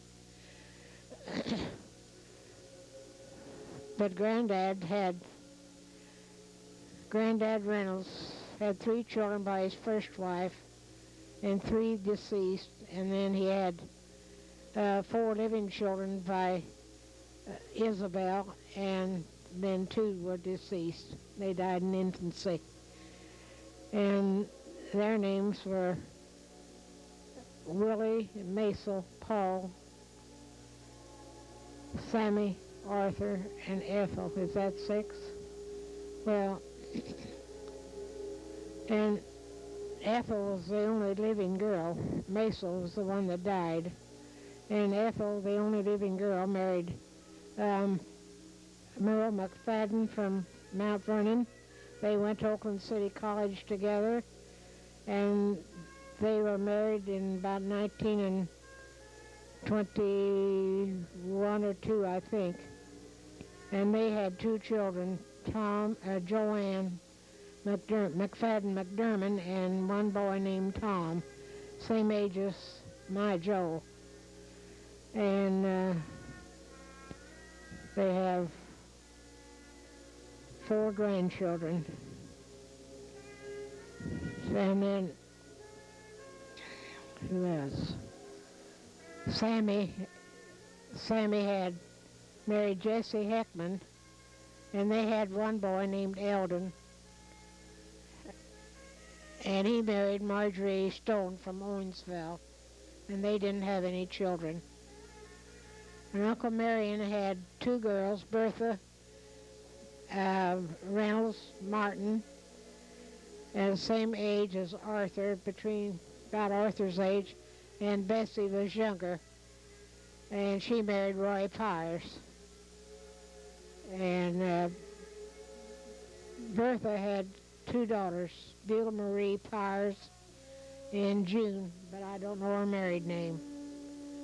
And then Bessie had 3 boys, Lowell, Bob, and Carol. And Lowell today is in the hospital at Roanoke, Virginia. He had a stroke and hasn't ever regained consciousness. And let's see, and Walter had 1 girl named Aline, him and Effie. And Uncle Frank had 1 girl named Agnes, and she married Melbourne Murphy. And Aline married Dale Tennyson, and they have 2 children. And Agnes and Melbourne have 2 children, Melba and Lonnie. And they have 2 grandchildren. And Dale and Aline have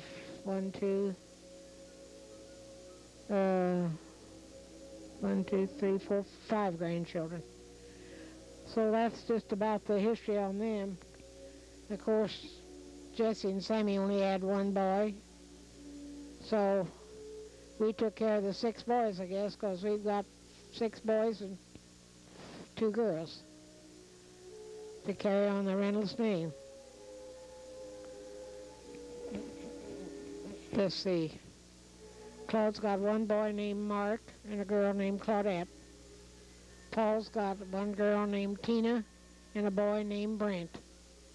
Bob has 1 girl, Sherilyn. And Herb has 1 boy, Doug A. And he married Carol Stallings from New Harmony, and they have 3 children, Craig, Jill, and Brad. And Wayne Lindsay, who is